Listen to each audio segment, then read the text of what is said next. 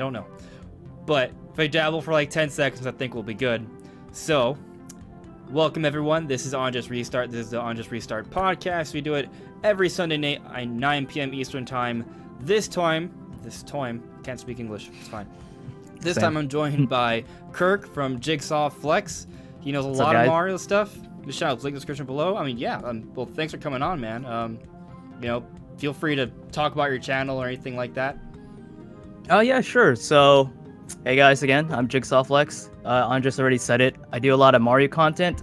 I want to dive deeper into like other Nintendo-related content, but since I've been a big Mario fan since I was younger, I decided to focus more on that type of content first, be more comfortable with gaming-related news, discussions, and so forth. And hopefully I can get into like other stuff such as Zelda and even more popular franchises such as Metroid. So yeah, my channel really, if you want to check it out, Mario-related news, gameplays, and whatnot.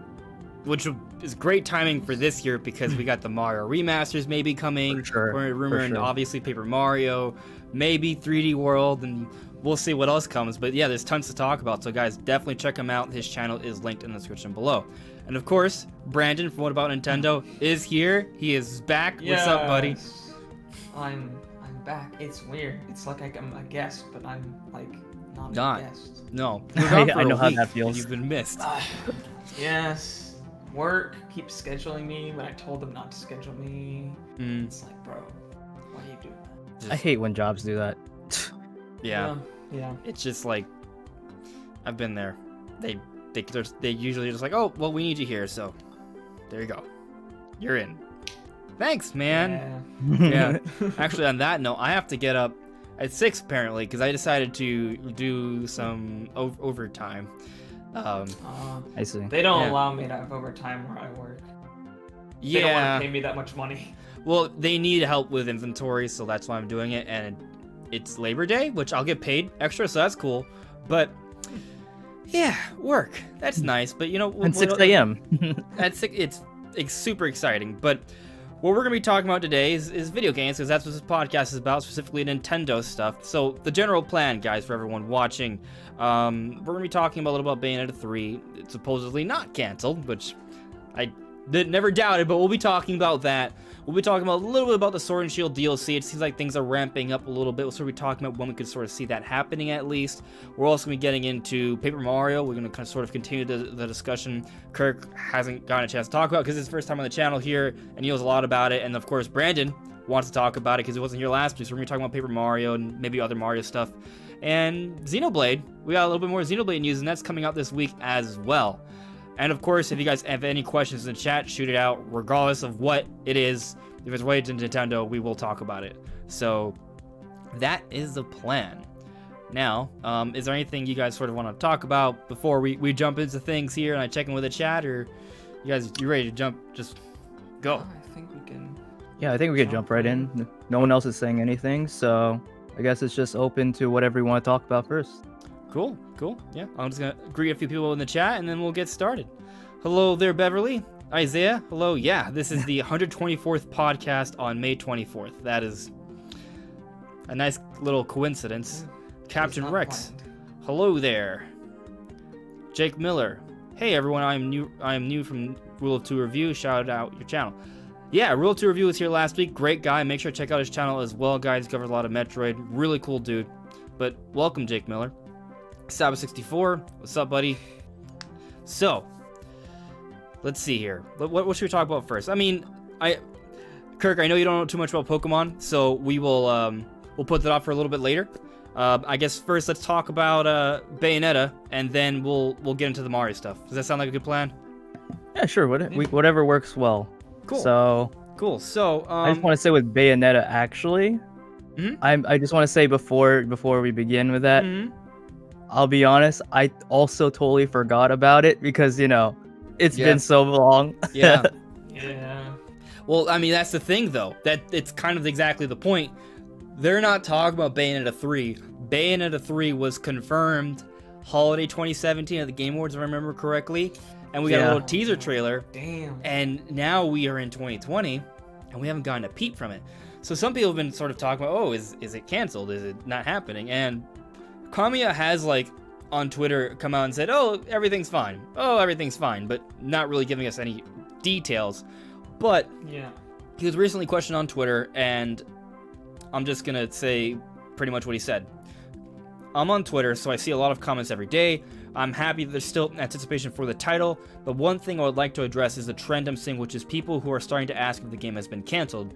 I want you guys to take any concerns you have like that and throw them out the window immediately, because we are still hard at work on it and it hasn't been canceled by any means. Please look forward to it. So there, I feel like Kamiya is making it very, very clear that Bayonetta 3, the development is going fine, things are going according to plan, or at least enough to the point where the game will happen, it will come out. It's just really a matter of when it will be ready.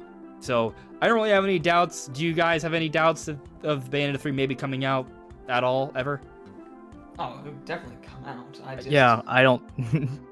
Yeah, you could go first. I have a feeling that one of those times when he said everything's good, everything might not have been so good. Because I can't imagine that the plan was to release this game like 3 years after it was first announced. Like if it was, that's kind of ridiculous. Why would you do that to us? Well, it wouldn't be the first time. There's a lot of games that have been announced and then they take a really long time. And I think it kind of depends on the company and the precedent they want to set. Like, we look at Nintendo, there are examples of them announcing something way in advance. But I would say for the most part, at least during the Switch era, they've done a pretty good job of announcing something and it coming out relatively soon after. Like, the longest thing we've seen would be maybe Animal Crossing.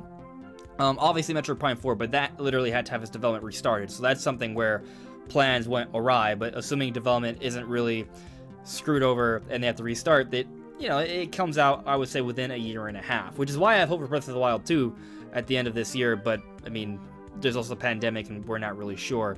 Point is that most Nintendo published games, from when they're actually announced to when they come out, the longest we usually wait is a year and a half, and with there being some exceptions. I mean, look at Paper Mario. That was super unexpected. We got the trailer last week, and it's coming out 2 months later, which is, that I would say is also pretty rare. But the point is, like, for Bayonetta 3, we could get a gameplay trailer maybe a couple months from now, and it could perhaps come out this October or November. That's not really out of the question if the game is far along. That could maybe happen. Yeah, I agree with that for sure. Like, I know what you said, Brandon, too. Like, it's so annoying when you're like, oh my gosh, a game's gonna come out soon, super hyped, and it's like 3 years later. But as Andreas said, like, usually it doesn't happen that often. But like, I'm just hoping that Bayo 3 does come out and it'll actually like make me want to play the game. Just because I actually have the first one on Xbox, and I only got that one recently because I saw it at a retro game store, and I said, I've never played the series, and I kind of want to get into it. And it's like basically on my list of like backlog games that I need to play. Yeah. Eventually I'm going to get to it, but hopefully if we do see something in the next few months, hopefully, then it'll probably like allow me to play the game. Like, instead of putting it just in the bottom of my backlog, it'll probably be somewhere in the top and play that. So, but to answer your question, yeah, I don't doubt it'll definitely come out, and I'm glad they said it, because we haven't seen anything from the game, so it kind of is natural for like the audience to be like, is it canceled, you know? And I'm just glad they heard us and said no. Basically, no, right. It's not canceled. And I mean, I guess that's fair, because I mean, let's look, for example, Metroid Prime 4. We got that announced at E3 2017, and last year, so basically I would say a year and a half later, they announced that the development had to be restarted. So they told us what was going on, but yeah, that was a year and a half. Bayonetta 3, it's been over 2 years at this point, right? Yeah, it's been over 2 years. Yeah. Basically 2 years and a half since we've gotten any updates on it. So I guess it's not crazy to maybe start to get a little concerned that maybe something's going on with the development. Like, Brandon, as you suggested, like, it's kind of weird that we haven't seen anything at all. But the point I was trying to make earlier is that even though this is going to be a Nintendo published game, this isn't being developed by a Nintendo studio, so they're not necessarily holding to the same standard of when they decide to announce a particular game. You know what I mean? So it's entirely possible that they just decide to announce it then because, hey, we're working on it. It may still be early in development, but we're working on it, so we're letting you know. You know? They never really specified exactly, like, if that's when they started or how far along I don't think they ever said how far along they were at that time. But I think we kind of assumed that they were, probably pretty close, a year and a half out, because, it's just typical. Mm-hmm. But yeah, it could have been, like, really early on, so we don't know. Yeah. So I guess I'm curious about what you guys think. Do you guys have a feeling that this game could come out this year, or is this something that's going to come out later on? It's so tough. Just because of what you said with the Paper Mario one came out of nowhere. We had nothing really about it except just rumors, and then bam, slap. You got the gameplay, we got like a little bit about the story, and it happened. Right. So I guess it could happen, but part of me says I don't think so. Mm-hmm. But anything can happen at this point, especially with this pandemic going on. We don't know stuff, and like everyone's working remotely. So, and then there's also what's his name, Jeff Grubb, saying like, yeah, there's probably not going to be a direct, and they're probably just going to drop trailers for the rest of, I don't know how long, this whole summer, autumn. Mm-hmm. Yeah, at least for the next few months, it seems like we won't be getting another Nintendo Direct, according to Jeff Grubb. And he's been getting everything right, so he has inside information. Yeah. I don't have too much reason to doubt it. It wouldn't surprise me too much if we just woke up one day and bam, Bayonetta 3 trailer. Maybe. So I had a video that I brought out today, actually, just kind of questioning what would be like the big holiday game. And I talked about different things. Maybe the Mario remasters. My personal perspective is the Mario remasters will come out this September, simply because if the whole purpose of it, or at least the big marketing behind it, is to celebrate the 35th anniversary, well, the anniversary month for Mario is in September. So I feel like that's a fairly safe bet, especially because the implication from Jeff Grubb's article is that both the Mario remasters and Pikmin 3 Deluxe will be coming out really soon, just like the Paper Mario trailer so suggested for that one. So I'm thinking that those games aren't going to be like the holiday game, right? So assuming that's the case, might not be, but I'm gonna bet that it is. That kind of leaves a window for, I would say, the October-December months, October, November, December. I could see Bayonetta being the kind of game that could fit around that period. Maybe Bayonetta 3 is like that big October game. That's a possibility, but there's also like that rumored 2D Metroid game that may have been teased at the end of the Paper Mario trailer as well, so that could also be something we might get. And then there's Bravely Default 2 that we know is around the corner. We don't know specifically when it's coming out, but we know it's at least later for this year. So I could see Bayonetta 3 happening, but as I said, there's already a couple other options. Breath of the Wild 2, I think it still at least still has a chance. While I understand a lot of people are in the 2021 camp, it's not out of the question is my point. So there's a lot of different options, and of course things Nintendo hasn't even announced yet, or things that may not even be rumored. But I would say, considering that they've been working on this for at least 2.5 years, maybe closer to 3 years, maybe Bayonetta 3 could be close to at least getting a gameplay reveal this year. I really hope we see at least something. of the game. Yeah. Like, I'm not even a big Bayonetta person. I've seen parts of the games. I've never played them. But this has been going on for so long. I'm just so curious. Yeah, and I just want to see what it is. I don't even really care. And to that, I'll say that with Bayonetta 1, that was a pretty good game. But Bayonetta 2 was even more ambitious, even bigger. They did even more with that. And the game reviewed a lot better, actually, than Bayonetta 1. And suppose for Bayonetta 3, they're really cranking things up to a whole other level. Their ambition is higher, the scope is higher. This has been brought up in interviews. They're trying to make this game even bigger and better than Bayonetta 2. And Bayonetta 2 was one of the best Wii U games. So when we see this game, it could be a real showstopper, you know? Like, this might be something that might blow our minds. It may bring in a whole bunch of new Bayonetta fans. And I think that might be a fairly safe bet, because a lot of games on Switch are selling really well. So this could be a big one. If it ends up coming out this year, that'll be great. But obviously we don't really know. But at least we know it's not canceled, so that's good. At least we know So I actually got a super chat here from Emery. Thank you very much for the super chat, Emery. He had a question. Y'all hear about Metroid Prime Trilogy leaked release for June 17th. I think it was June 19th, but that period at least, like the teens for June, meaning less than a month from now, that was coming from sort of, I think it was like a Swedish site.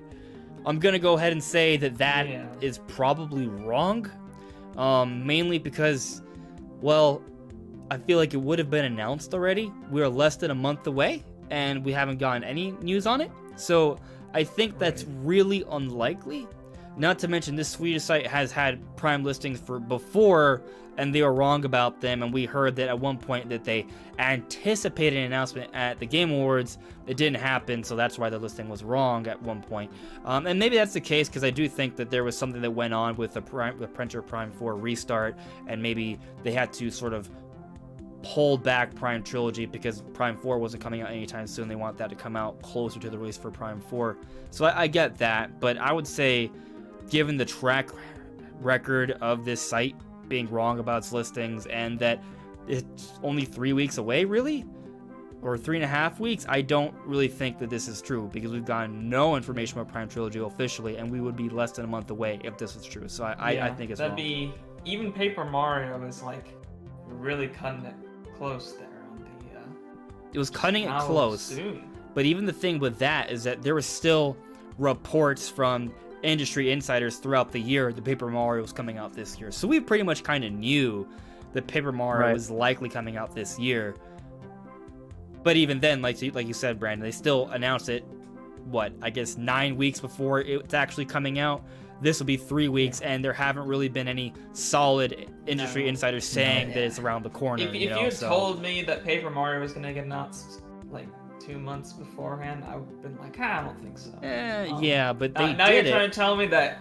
Now you're trying to tell me that they're gonna release Metroid Prime, announced release a third of Paper Mario, which I already thought was like really crazy. Like it's like less than a month from now too, if this supposed rumor is true. It's kind of weird.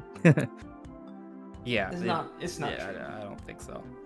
Yeah, no. I doubt it. But I want it, but we doubt it. I think we're getting something Metroid this year. And actually, that could be kind of a semi-decent segue into Paper Mario. So we'll get to the Paper Mario in a bit, but I'm just curious on your perspective, Kirk. Yeah. That Metroid tease at the end of the Paper Mario trailer, do you feel like that was a legitimate tease, just an Easter egg, or just them having fun, perhaps suggesting a mechanic in Paper Mario? Honestly, we saw the helmet, but we also saw just a DK like kind of paper mache just sitting in the background. Mm-hmm. So it could be just a little nice Easter egg, but it also, I want to say it could be a tease just because through speculations that I've done, I did actually with Luigi's Mansion 3. Now, I'm not sure if this was exactly like supposedly a hint thing. Yeah. So I've covered this topic before where I was saying I feel like Smash hinted Luigi's Mansion because of the one Smash Direct? You saw Luigi's Mansion in frame, or just anything Luigi's Mansion in that Direct, like hinted 3 times. And I saw, the Poltergust being new in that one trailer, the Castlevania trailer. So little like stuff like that just made me think that it could happen. And so the little things that are in the background, such as these things that we call Easter eggs or just whatever they are in the background, I am now thinking that it could happen. Just because it happened with Luigi's Mansion 3 and it could happen for Paper Mario. But I'm kind of still on the fence just because, it felt like it was just humor. Just because that one, I forgot her name, Olivia, or the little thing that Mario's with now in the games was just saying like, what is he doing? Hitting, I don't know. He was just like pretending like he was playing a Metroid game. Yeah. So at the same time, it could be just part of the dialogue. True. But True. I'll keep my options open. It could be a possibility, but I don't know. Maybe. I think you bring I've heard Go on. that Samus has actually made appearances in several like Mario spin-off games, including like Mario RPG actually. Yes. I think. Yeah. Thank you. Yeah. I forgot the name of that. Yeah. But yeah. Well, they give her a lot of like little cameos because she doesn't get her own games. Right, but I think this is a reference to something or some kind of like hint to something, because it's not like it was just kind of like there in the middle of the video. It was at the end, like after it was like the fade to black, and then it's like there's also this. Kind of scene. Yeah. And it had no purpose. Like, why would you? What was the point of that? All it was him acting like he's playing Metroid. Like, why would you show that unless it felt very left field. And Kirk, I thought you brought up a great point, how there is precedent for Nintendo teasing things with their games. And but I also think, considering the history of Metroid fans being disappointed, Mother M, Federation Force or Chibi Force, right? Or like there's a famous Cranky Kong Game Awards reveal where Reggie had a Metroid pin, and supposedly there was a big Retro Studios reveal, and it was just for the Cranky Kong character in Donkey Kong. And then there was also at the Game Awards for 2018 when supposedly we were going to get a reveal for Prime 4, maybe Prime Trilogy. Reggie had done like a meeting with Jeff Keighley like a few months beforehand, and they had a picture where he was wearing a Metroid shirt. And then at the Game Awards, the day it was all supposed to happen, he was wearing a Smash Brothers shirt because, Smash Ultimate was coming out. But it wasn't just any Smash Brothers shirt, it was a Ridley shirt. So the Metroid teases were all about, and then disappointment ensued. So, there's a history of Metroid disappointment, so you can make the argument that Nintendo would be aware of this, and they wouldn't put something so blatant like this for there to not actually be anything there. But at the same time, if you consider the history, they've made the mistake before, so maybe they could make it again as well by having these Metroid teases or things of that nature. But if I had to, just my personal feeling, I think it was too clear of a tease. Like, it wasn't just like a very subtle one. This is the first gameplay reveal for Paper Mario, and that whole ending scene was a big Metroid thing, So unless there's some sort of crazy mechanic related to paper mache heads, I think there still could be that.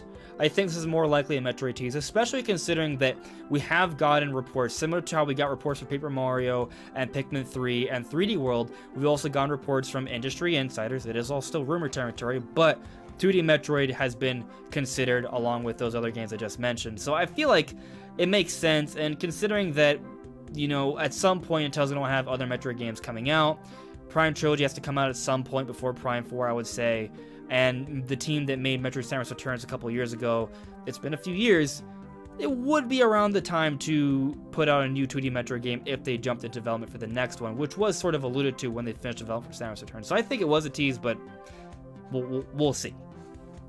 I hope so, honestly. So yeah. It's gonna be. I mean, it's gonna be an HD Metroid. It's gonna be the first HD Metroid game. Even if it's a side scroller, it's still gonna look amazing. I mean, look at Donkey Kong Country on the Wii U.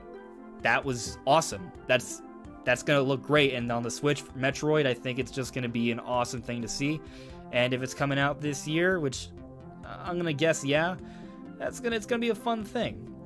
So we started talking about Paper Mario. We're gonna jump into that now, so you guys can really dig into it. But I'm just gonna check in with the chat real quick, and then we'll get into that. So Captain Rex added me. Following my first comment, maybe they will release the compilation of Kingdom Hearts after. Well, you had an initial comment. Let me see. I heard that Unreal Engine 5 will arrive on Switch in 2021. What do you think of that? Well, I think it really comes down to when a particular game will come to Switch that is using Unreal Engine 5. So I don't know when that will be, but we do know that Unreal Engine 5 is supported by the Nintendo Switch because it's been designed in a way that it's very scalable. So even though the Switch is not that strong of a system, Unreal Engine 5 games will still work for Switch. Sure. So whenever they come out... Same sort of concept they had with Unreal Engine 4. They want to support pretty much every device that exists. Doesn't matter how much support. Doesn't mean that every single last feature supported in Unreal 5 will be supported in the Switch, but it will be able to run. So you don't have to backport your game to Unreal Engine 4 if you made it in Unreal Engine 5 or anything like that. So. Yeah, I'm with you there. So this is an interesting thing. I haven't heard about it. Maybe you guys have. So Lil Score added me and asked, "Did you see the news of the potential Rayman for Smash evidence?" I'd love to see that. I haven't seen any evidence for it. I have not seen that. Yeah, so, I mean, I don't know where this evidence is. If you want to post it in the chat, Little Squirt, by all means do so. But just, I guess, a quick question: how do you guys feel about Rayman coming to Smash Brothers? I think, as far as third party goes, it makes sense. It should have happened years ago. Oh yeah, Kirk, dude. you have a reaction? Yeah, dude. Yeah. Like, I wanted Yeah. him to be in the base roster a long time ago. Yeah. I wanted him to be like the main crew, or Yeah. just at least be in the first DLC pack. I just Ubisoft's feel like he just been fits shafted, perfectly. man. Yeah. Keeps getting shafted. Yeah. They didn't get nothing. They Yeah, support exactly. And Nintendo, him then and they being in get the shit. ice. Go on, Kirk. Oh yeah, him being like in the ice. You know, remember that like rumor how he was just stuck in the ice in Battlefield? Because like apparently there was a shape of him. People were going crazy about that, but yeah, I just feel like he'd be perfect. He is perfect. Yeah. His amiibo won't be, but Oh yeah. Oh no, he has no limbs, Yeah. so I don't know how that's gonna work. yeah, I imagine just plastic little, His little like limbs. clear plastic. Yeah, or he's just sitting down, but or I don't know how there they're gonna won't make be him sitting amiibo down. for Volume 2 of the Fighters Pass. Do we know if that's gonna be a thing yet? We don't know if they'll do No, I amiibo don't for know. Fighters I Pass don't 2, know. do we? That would I be the right imagine time they to do would. it. We wouldn't have to worry about the amiibo. Wouldn't it be funny if we get an interview from Sakurai when Rayman happens, if it happens, and he's like, and he's asked, why hasn't Rayman come sooner? And he's just, well, normally when we think about creating the Smash DLC, we also think how we can market it and how we could release different things for it, including amiibo, and we just didn't really see a way how we could make a really good Rayman amiibo. So that's why it God, never came. I can so actually funny. see that being true. That's Oh. I was the just problem. thinking about Oh, that. That'd Yeah. be so funny if they said that. God. Yeah, I look forward to that day happening if it ever does. So moving on in the chat though, hello there Kazoo, how you doing? Let me see. Yeah, it's gonna be easier if I just check out the ats, guys. So if you want a specific question answered, if you at me, it's easier for me to get to it. Beverly Carter seems to agree that maybe the Mario remasters could come out in September. Yellow Kazoo, you would think it would come out the Friday nearest September 11th. I think that's the date for the Mario game came out. Yeah, I mean, if it came out early September, the Mario remasters, I think that would be very fitting. Now, that's my personal theory. I think it makes sense, but I didn't really ask you guys what you guys think of that. Do you guys think it makes sense for the Mario remasters to come out in September, or do you think it could be maybe the holiday game? I don't know. I mean, if the anniversary is in September, why not? It would do make in sense. September? Yeah. Yeah. The other thing is like a lot of companies do things for anniversaries. It's not even close. True. So I wouldn't be surprised. Yeah. By the way, I'm just surprised that Nintendo's doing something big for the anniversary period because It's they the never 35th. do. Like it's Yeah. Yeah. It's not like 50 or 25. It's just kind of yeah. like So at this what? point, I mean, yeah. if it is that they're going all out for the 35th, why wouldn't you then also put it in September? I mean, if you can, maybe the game won't be ready. Who knows? Well, yeah, we'll see. I just want to say I'm curious how you guys feel about this. I think I mentioned it in last week's podcast, but you guys weren't there. But so let's say the Mario remasters come out this year in September, and maybe against all odds, Breath of the Wild 2 comes out this year as a big holiday game, which would just make me a happy child. Next year would be the Zelda anniversary, and I personally, like I said, as you brought up, Kirk, like it doesn't really like. Anniversaries, like, is it really that necessary? I feel like it isn't. To like, you shouldn't have to structure the development of a game to have something come out for the anniversary. But Yeah. if for whatever reason Breath of the Wild 2 comes out this year and next year is the Zelda anniversary, and we've been waiting for the Skyward Sword that was alluded to by Anuma like over a year ago at this point, what if we get another remaster compilation like the supposed Mario remaster compilation, and we get Skyward Sword, Wind Waker, and Twilight Princess HD as a triple pack for the Zelda anniversary next year? Oh my gosh, that'd be amazing. And let me double down. Let me double down on that. I believe next year would also be the Metroid anniversary, and what they do is they give us another triple pack. Well, a triple pack we've been waiting for a very long time, and that's Metroid Prime Trilogy HD. There you go. Wouldn't that be a perfect world? all lined up. Yeah. Right?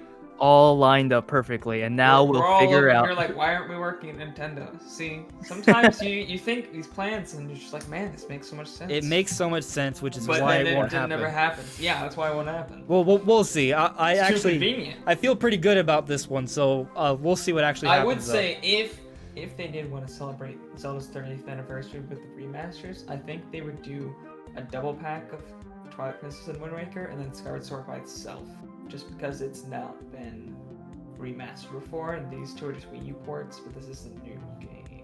Skyward Sword will be a new game. And also, it's like Wii motion controls for like True. Skyward Sword, so you have to like change it up a little bit. Yeah, So. True. I'm sure they could find some way to get it to work with the Joy-Cons, but Right. Yeah. Or, I you know, personally, yeah. with the sticks. I think you can map it. Isn't that how they like emulate it on computer or something? When some people do that, they just map it to like some sort of direction. I believe Skyward Sword, you actually have to have a Wii Motion Plus. I tried to play it. Okay. On the emulator, and it would not let me. You have to have Okay. Wii Motion Plus controller. All right. So a So couple maybe more. controls. What did you No, say? I was just thinking out loud. Maybe Oh, go I on. don't know how they could. I don't know if they could like change it to button controls, but that was like kind of like the point of Skyward Sword. Yeah. Like you see a lot of the enemies, a lot of the enemy patterns were just like slice horizontally, slice vertically. So it's kind of Yeah. just telling you that you need to do these motion controls. But at the same time, you're like, how do you do that with like the Pro controller or You could probably something? do it with like the right stick. I mean, there was no I think right you stick could. on the Wii. Yeah, so there was no just- camera control besides sending extra- your camera, so yeah, I there's think an you can get extra away with it. joystick there. I just hope it happens. Yeah. That's it. So I'm totally okay with playing motion controls for Skyward Sword because I did enjoy it like that. But if it came to Switch, I would also like to play it portably. And if the only way I could play it portably would be in tabletop mode, I'd be a little disappointed. So I wouldn't mind if they could find a way to sort of map the controls to a stick. I think it's possible, but you know, if Skyward Sword HD ever happens, I guess we'll see when it does happen. Now, a couple more questions, then we'll get into Paper Mario. Captain Rex, I heard that... No, actually, I read this question before. All right, I already got you, Captain Rex. Isaiah added me. Predict the year that a new F-Zero game is announced. Hopefully it happens someday. Okay, here we go. All right, F-Zero. Oh, I'm gonna be disappointed. You know why F-Zero? It's gonna come out 2022. I'll tell you what, F-Zero is never gonna release because by the time they actually get around to wanting to make a new game, it's gonna be so far in the future. F-Zero is just gonna be real life. What's the point of making the game? It's no point. We're just out racing in real life. I want F-Zero Fucking VR F-Zero then. cars. Oh man, Yeah. yeah. That'd be cool. That would be sick. I would love that. And actually, interesting theory I had the other day. So, what if, because you guys heard about how in the recent big firmware update for the Switch, there was some data mine suggesting that there was other Switches in the works. And when the last time Yeah. that happened, a year and a half before the Switch Lite came out, there's a few more on the firmware for the Switch, and then we saw those come out, you know, a year and a half with the Switch Lite and then the Switch version 2.0.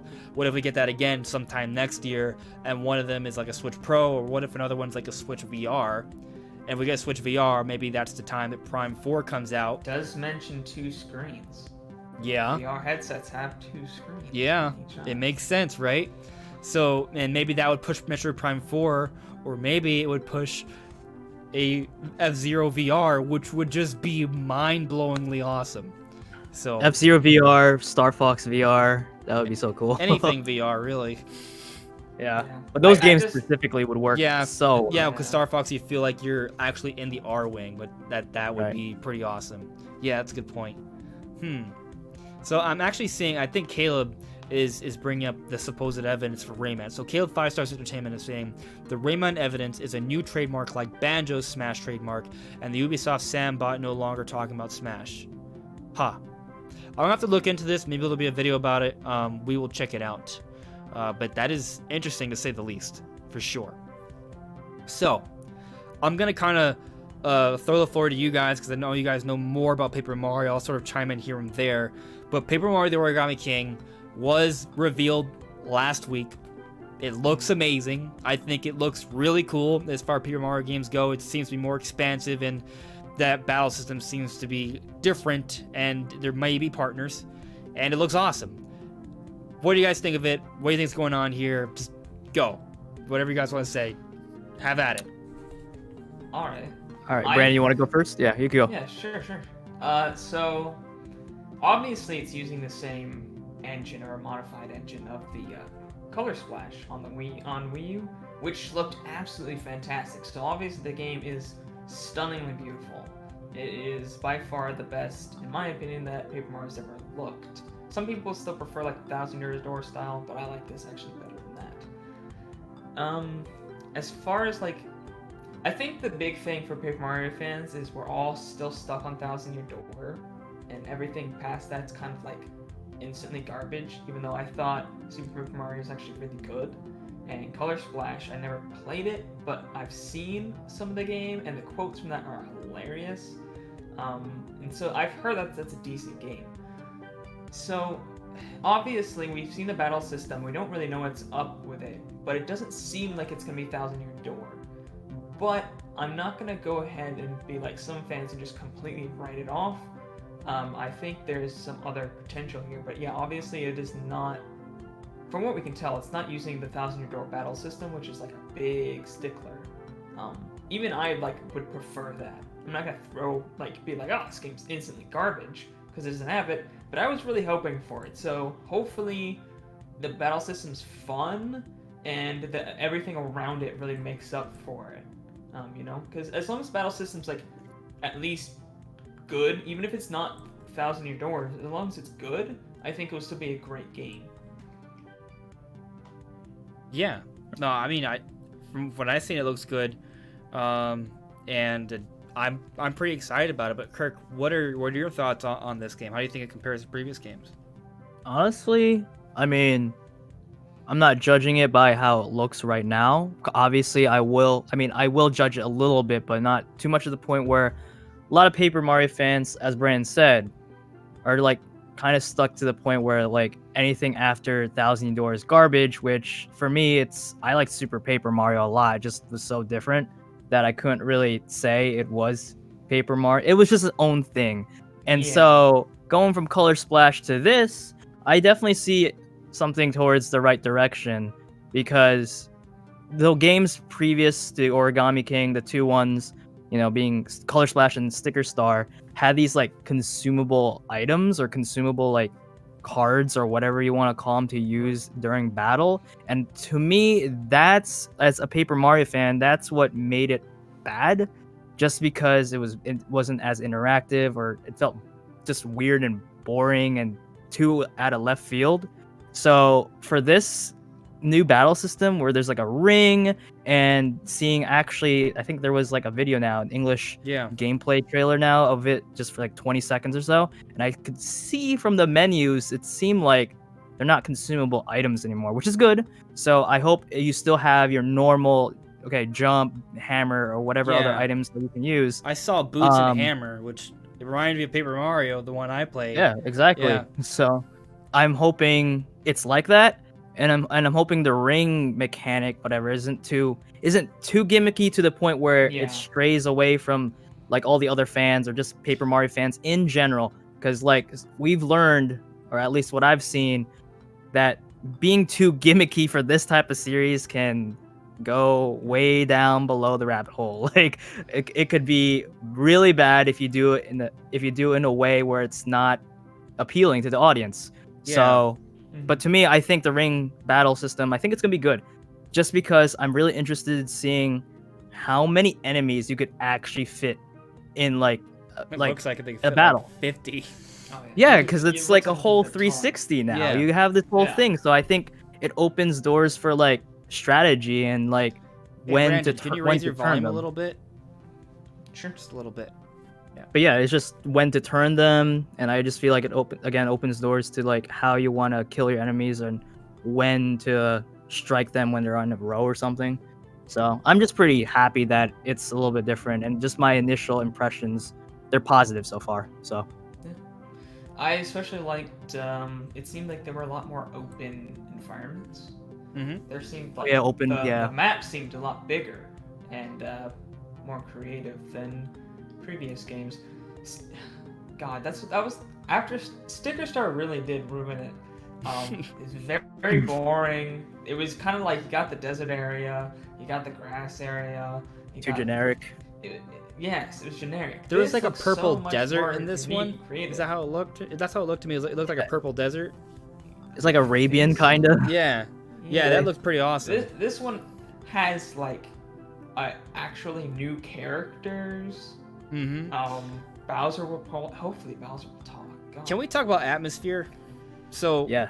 the beginning of that trailer, when I saw it, I was like, "Yep, this game is gonna be my favorite Paper Mario," because seeing Peach walk out like that was creepy.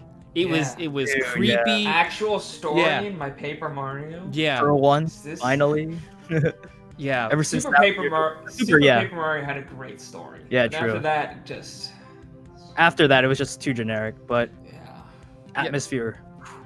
I really do like how this Origami, like, they're doing something Such a that cool concept. feels alien and invasive and dark, and that to me is like, okay, cool, I'm down for this. I like it when things are real dark, and it's also neat because obviously, you know, it's Paper Mario. There's still going to be the charm, and there's going to be a lot of really colorful, pretty places, and it's going to be cheerful.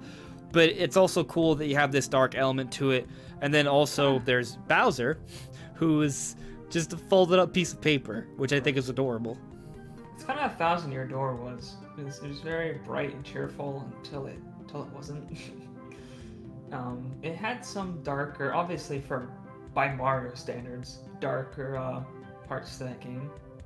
So I'm just happy it's gonna be, you know, like the first three, where there are sort of a kind of a story involved, like yeah. not just, you know, how Sticker Star and Color Splash just felt like a generic Mario, as you mentioned, Brand, with the Ice World, Desert World, and it all in the level basis, like Yeah. 1-2, whatever. I mean, sure, it God, worked with why? Super Paper Mario, but that was different. That was like an action, I guess you could call it an Yes. action RPG. So I get that, but those two games, I'm just glad this one is open, like you guys mentioned, open Yeah. world, darker, stuff like that. Kirk, let me ask you a question. I don't know that Sure. much about the Paper Mario series.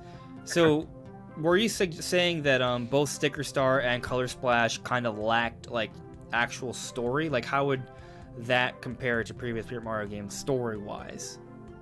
Oh yeah, I mean, yeah, you have dialogue, you interact with some characters within those games, for example, Sticker Star and Color Splash.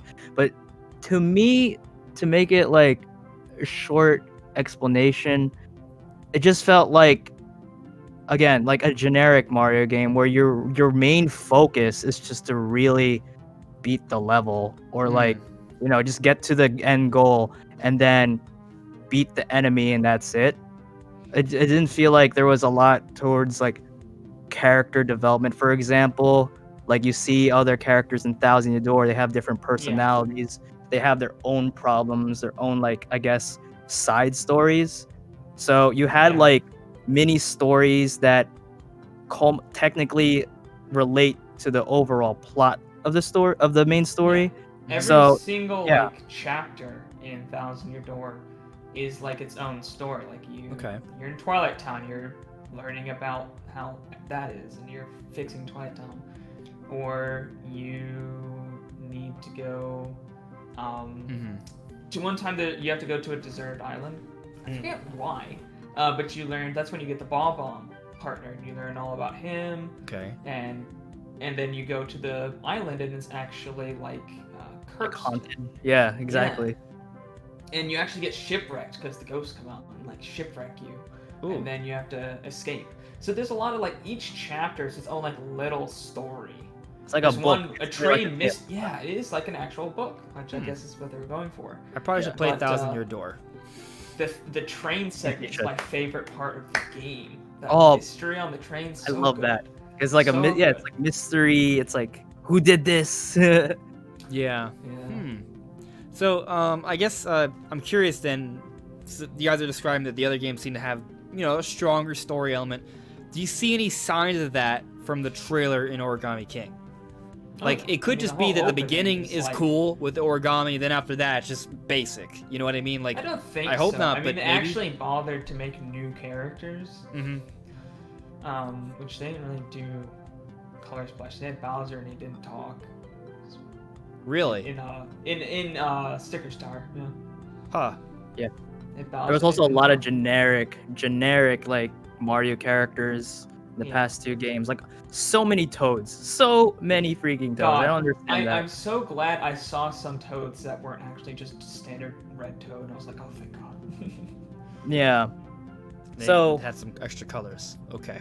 Yeah, there were other Mario, like, enemies, characters, not just. I Toads think and it's gonna Goombas. be, personally, even if the story, let's just say, the story isn't as great as the first, but just like Thousand Year Door or Super Paper Mario, because those have, like, in my opinion, the best ones. Okay. Yeah. N64 was Even there. if it's not like on par, I definitely think it'll be a lot better than the previous 2 that came out recently. So even if it's not up to par, I'll probably still be happy and know that at least it's there. There's some sort of story element, and I'll probably be satisfied. So we'll have to wait and see, but I'm hoping it's at least kind of in depth, not like Sticker Star or Color Splash. Get that out of there. Yeah, I don't think it will be the Thousand Year Door 2 that people have been wanting, but I think it will be sort of like I'm looking at it right now, sort of a Super Paper Mario experience where it's different, but it's still like Paper Mario, and maybe it's more similar than it looks to Thousand Year Door, because I really don't know how the battle system works yet. It's very confusing to me. So maybe it's more similar, but it feels kind of like Super Paper Mario, where it's Paper Mario, but not really the gameplay. So I'm just, this is what my perspective on it. Like I said, I haven't played all the Paper Mario games, so I feel like my knowledge is a little limited. But from what I've played of Paper Mario N64, that game, you know, you got into a battle and you had your enemies, and then you'd press your moves and you would try to time the A button to either block or get a bonus damage on your attack. It seems like, from what I'm seeing of this game, that basic core battle system is still there, but it's simply been made into not just enemies in front of you, but all around you, and you can move around the stadium to do that. And it's really just, it's still that core system, just with a 3D aspect to it.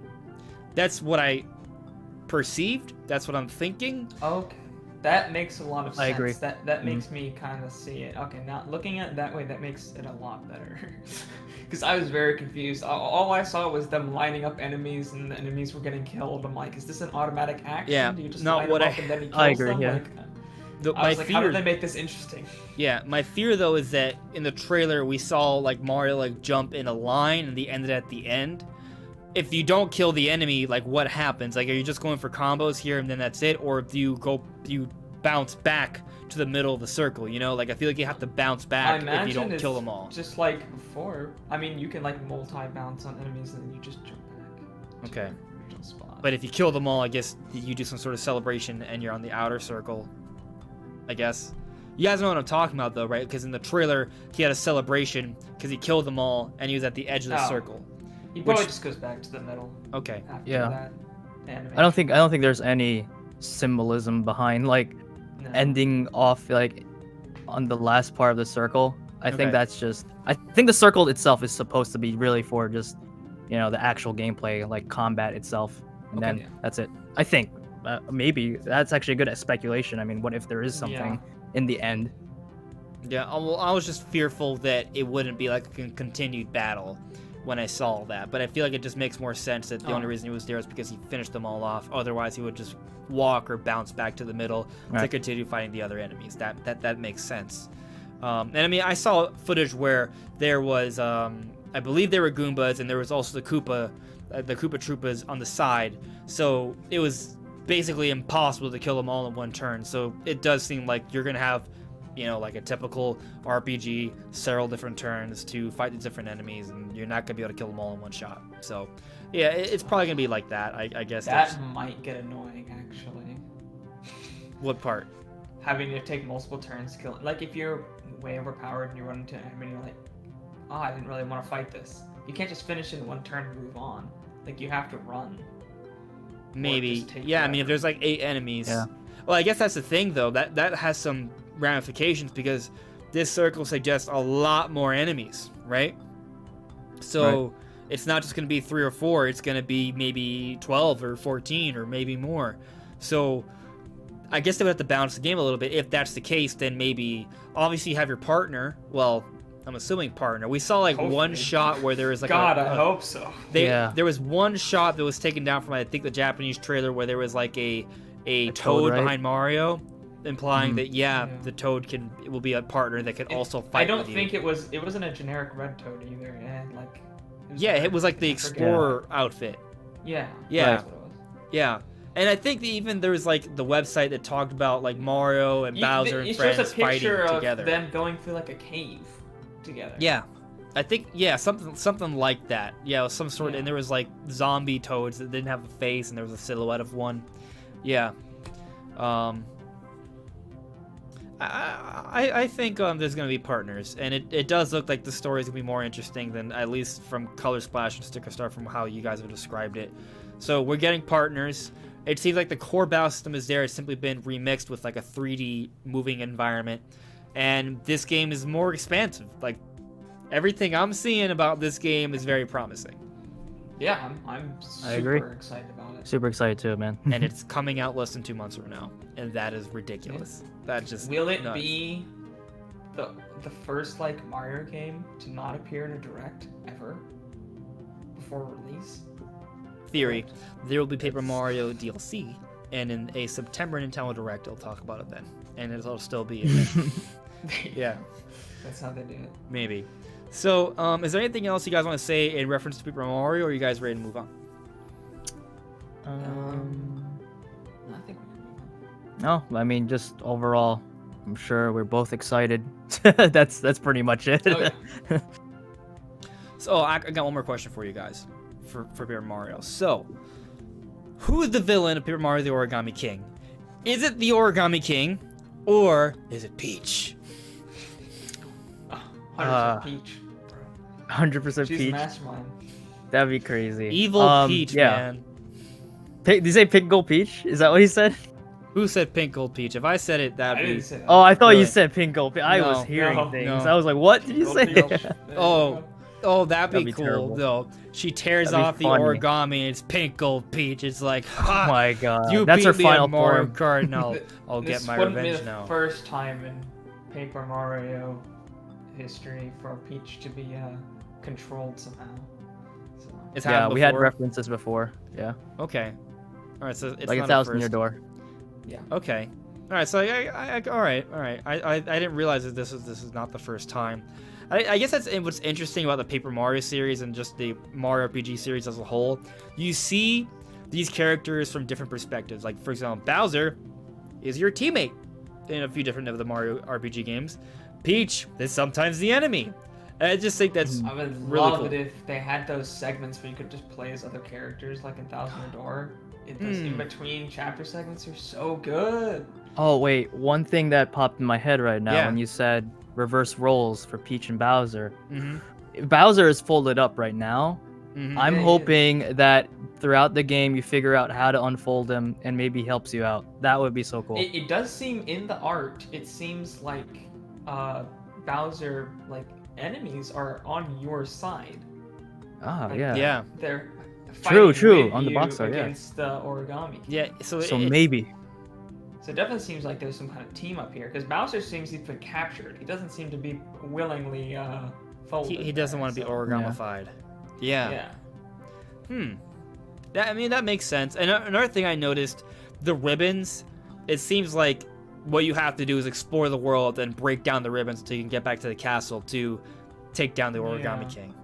Mhm. That's what it seems like how the structure of the game's going to be. Instead of the stars or spirits or whatever, you have to go around Right. the world and cut down the ribbons. That seems makes to be the sense. case to me. Makes at least. sense, yeah. Yeah. Anyway, yeah, I think the game looks awesome. So I am looking forward to that. But going beyond that, though, I have a question here from the Joker. What about a Mario Direct in June? Well, you see, I remember maybe about a month ago, I was speculating that maybe we could get a Mario Direct, but that was only if like we needed to get information for stuff to come out throughout the summer because we didn't know about anything. Right. Well, we got something else, and I did talk about in that video that if we don't get a Mario Direct, I think we should get at least like a trailer announcing something for like the June or July time. We did. The Paper Mario trailer. We got that.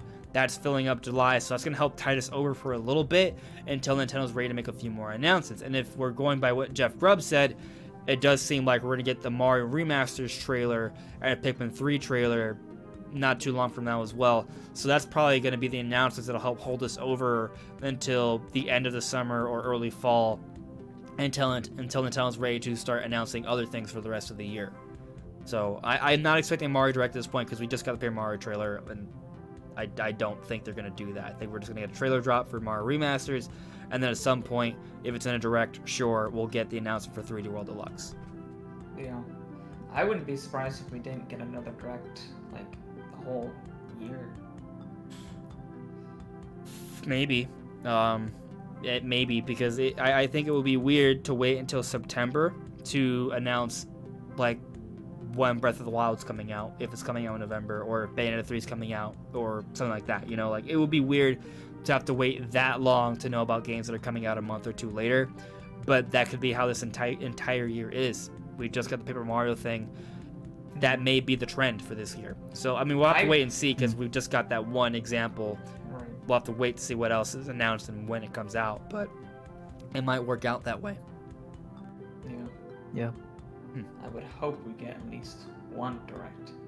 Yeah, I'm hoping for like a late year Nintendo Direct, like September, and then things will be sort of getting back to schedule. Like I could see a situation where, let's say we get a trailer for like 2D Metroid in October, and then we know about it, but it's expanded upon in a Nintendo Direct in September, along with maybe Smash DLC, some smaller games, third-party announcements for like the holidays, and then going beyond into early 2021. Yeah, early 2021. But also maybe that's when they announce a December and November. I'm not saying there has to be like one game per month. Nintendo publishes over 20 games in a year. Usually some of those will be smaller games, but just as a example, if things work out really well, and I understand this may not happen, but let's say hypothetically, as September Nintendo Direct comes around, we get an announcement for Breath of the Wild in November and Bayonetta 3 in December, and that would just be magical. Like, don't expect that, but, you know, maybe. It'd be nice. Yeah, it would be nice. I hope. I just can't see if somehow Breath of the Wild is coming out this year. I just can't see them being like, oh, here's just drop the trailer on YouTube. Like Paper Mario right. and Zelda, like, that's a little...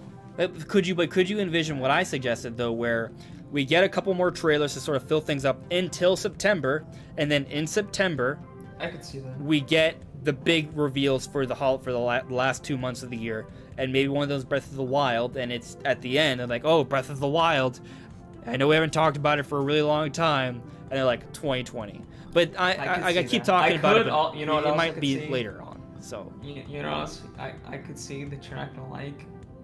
I could see them 2021. doing, like, 2021. yeah, But no, I mean they could still March. do that. Yeah, March. that makes Just sense. March That would be 2021. a more standard spacing of when you would announce the release date, like 6 months later, not 2 months later.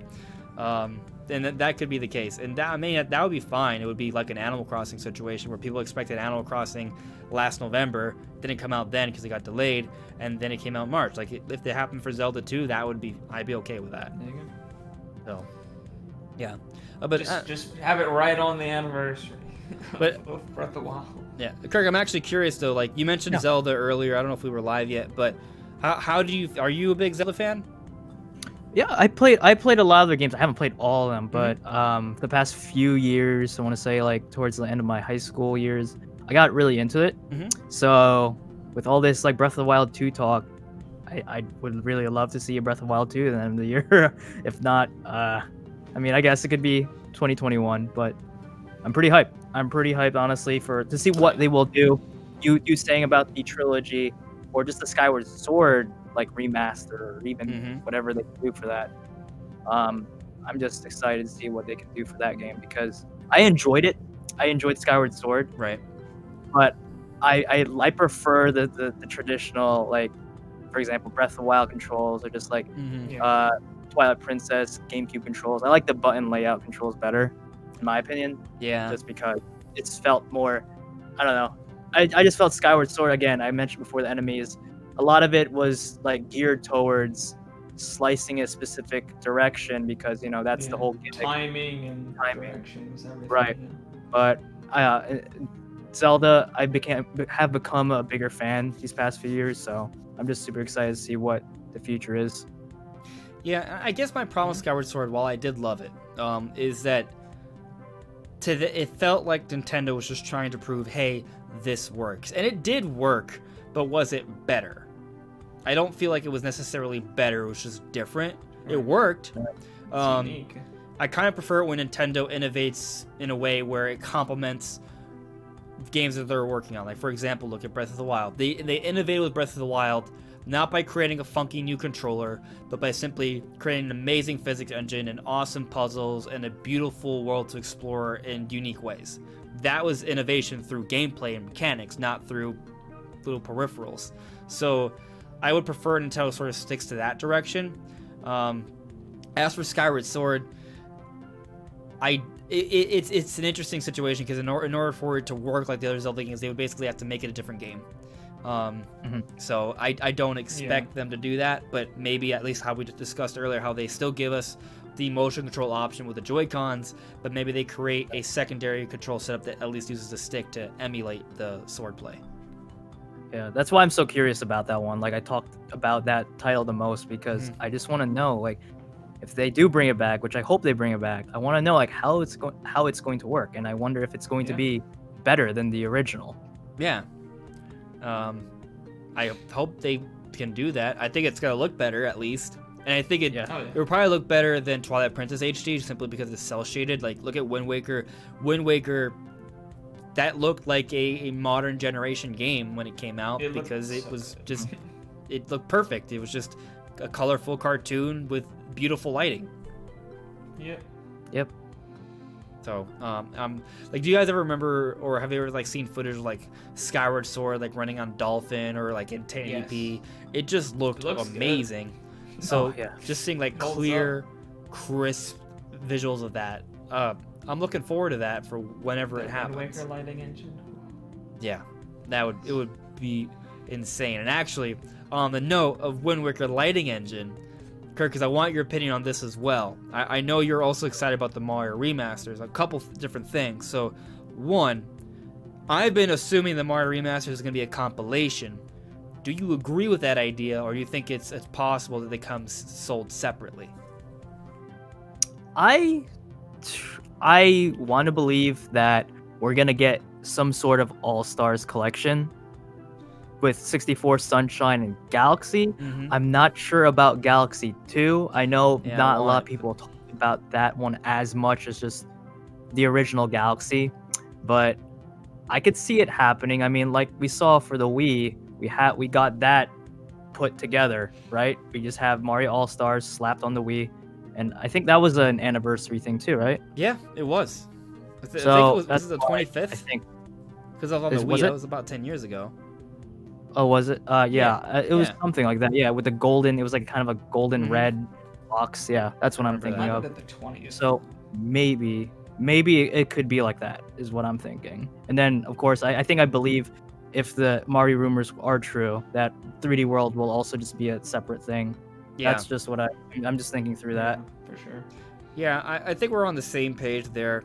I just think it would be weird to sell Paper Mario 3D World Deluxe, then a Mario 64 remaster, a Mario Galaxy remaster, and a Mario Sunshine remaster all separately, all within like the second half of the year. Like, that just doesn't make any sense. That would be crazy. I don't think it's a good idea either. I think it makes more sense to do a compilation.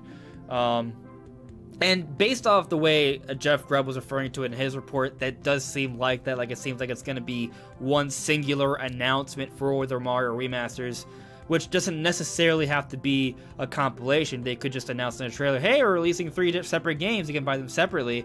But I really feel like if it's going to be one singular trailer for the Mario remasters, it's because it's one singular package. So that's what I'm sort of expecting.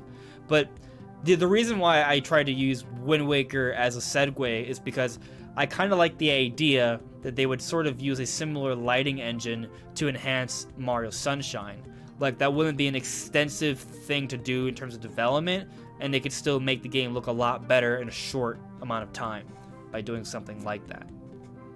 That would look nice. Like we mentioned before, Wind Waker looked really good on the Wii U because of its art style and the lighting. That would work well, and the water would look so nice. Oh my goodness. I mean, they're both GameCube games. They could probably use the same engine they used for Wind Waker HD. Yeah. Yeah. You ever find it funny how, like, the code name for the GameCube was Dolphin, and then the two, like, Nintendo games, Mario and Zelda, like, the two big ones, were both heavily based on water? Yeah. That probably is part of the reason they called it Dolphin. Maybe so. It does make sense. Yeah. I just think that's kind of neat. So, is there anything else you want to say in reference to the Mario remasters before we move on, Kirk? Not really, honestly. Like, I think we covered like the bases. I don't want to I don't want to speculate too much to the point where like we'll be too hyped for it and then it doesn't come out. So I think we'll leave it on to it. We have the base idea where, I mean, I think we can all agree that most likely it could be a bundle, but it's also far-fetched to see that if we have Paper Mario, the Mario remasters, and, you know, maybe other games coming out, if that all came out this year, it's kind of a bad strategy. So I definitely agree on that. I'm not sure if that could be, I mean, I guess you could have 2 Mario games in 1 year, but or technically 2 Mario games if I'm counting them as a collection, but let's see. Well, I don't know. It could happen, but I feel like it could be spaced out. So the closest thing I've seen to this recently, is they released, I think it was last year. New Super Mario Bros. U Deluxe came out in January, and then Mario Maker 2 came out in June. 2 2D Mario games basically came out within 6 months of each other.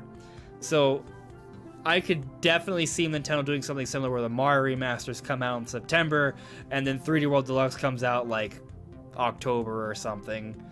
I could see it. Yeah, and also it's I guess I keep forgetting, it's also the anniversary, so maybe they want to make it a big thing. Right. But I mean, since we're on that note though, how do you guys feel about the idea of Mario Odyssey 2 or a new Mario Kart coming out this year? Personally, I feel like it's a little bit of overkill, but there are rumors for Mario Kart 9 and Odyssey 2. Well, I feel like that's real. I just don't think it's coming out this year. No, what do you guys think? I don't agree. Probably, same. I wouldn't think this year. Maybe something in the foreseeable future. Mario Kart, in my opinion, while I really want Mario Kart 9 because the 8th one literally came out in 2014, it has been 6 years technically speaking. Mario Kart 8, isn't it one of the best-selling Switch games right now? It is. I think it's at 35 million or something. Yeah, I think so I feel like Nintendo's chilling. They're like, yeah, Mario Kart 8's doing well. There's a part of me that thinks they don't want to do it right now just because they're already getting a lot of money for 8. So I guess the question is, what would Mario Kart 9 become another 35 million though on the Switch? If so, then you do it really good. I have a feeling it wouldn't be though. Really good. Bring back double dash mechanics too. Yeah, that would be awesome. I've always I like the idea of them giving us a hub world, kind of like Diddy Kong. That would just be amazing for me. I just what was I gonna say? I don't remember what I was gonna say. I want Mario Kart, but I feel like it would be, when you have Mario Kart 8 Deluxe, it just doesn't really feel like they need to do that. And actually, I remember what I was gonna say now. So the issue that I see with a Mario Kart 9, I don't think it would sell even close to Mario Kart 8 Deluxe, because what happens is that Mario Kart 8 Deluxe sold a lot. One, because it's an awesome game, and it's kind of one of those things that you feel like you should have for your system. Once you have Mario Kart on your system, you have it. Almost everyone makes sure they have at least Mario Kart when they get a new Nintendo system. And with a lot of Wii U ports, a lot of Wii ports sell really well because they're basically new games for most people who own a Switch, because not that many people had a Wii U. So Mario Kart 8 Deluxe still kind of got that new game feel for a lot of people. And I think what's going to happen if they have a Mario Kart 9, you're going to get that situation with the mom where they're like, sorry, honey, we already have Mario Kart at home. Why do we need this one, you know? So I think Mario Kart 9, while it would definitely do well and I would definitely want it, I definitely think that its value is not nearly as great as Mario Kart 8 Deluxe was for the Switch. Might be a better launch system for the next Switch. Yeah, probably. The next I system, agree. whatever it is. Switch 2. I would personally hope that the Mario Kart team and Mario Kart / ARMS team was just working on a whole other game instead. Maybe a new Donkey Kong game, or a new Kid Icarus game, or maybe F-Zero.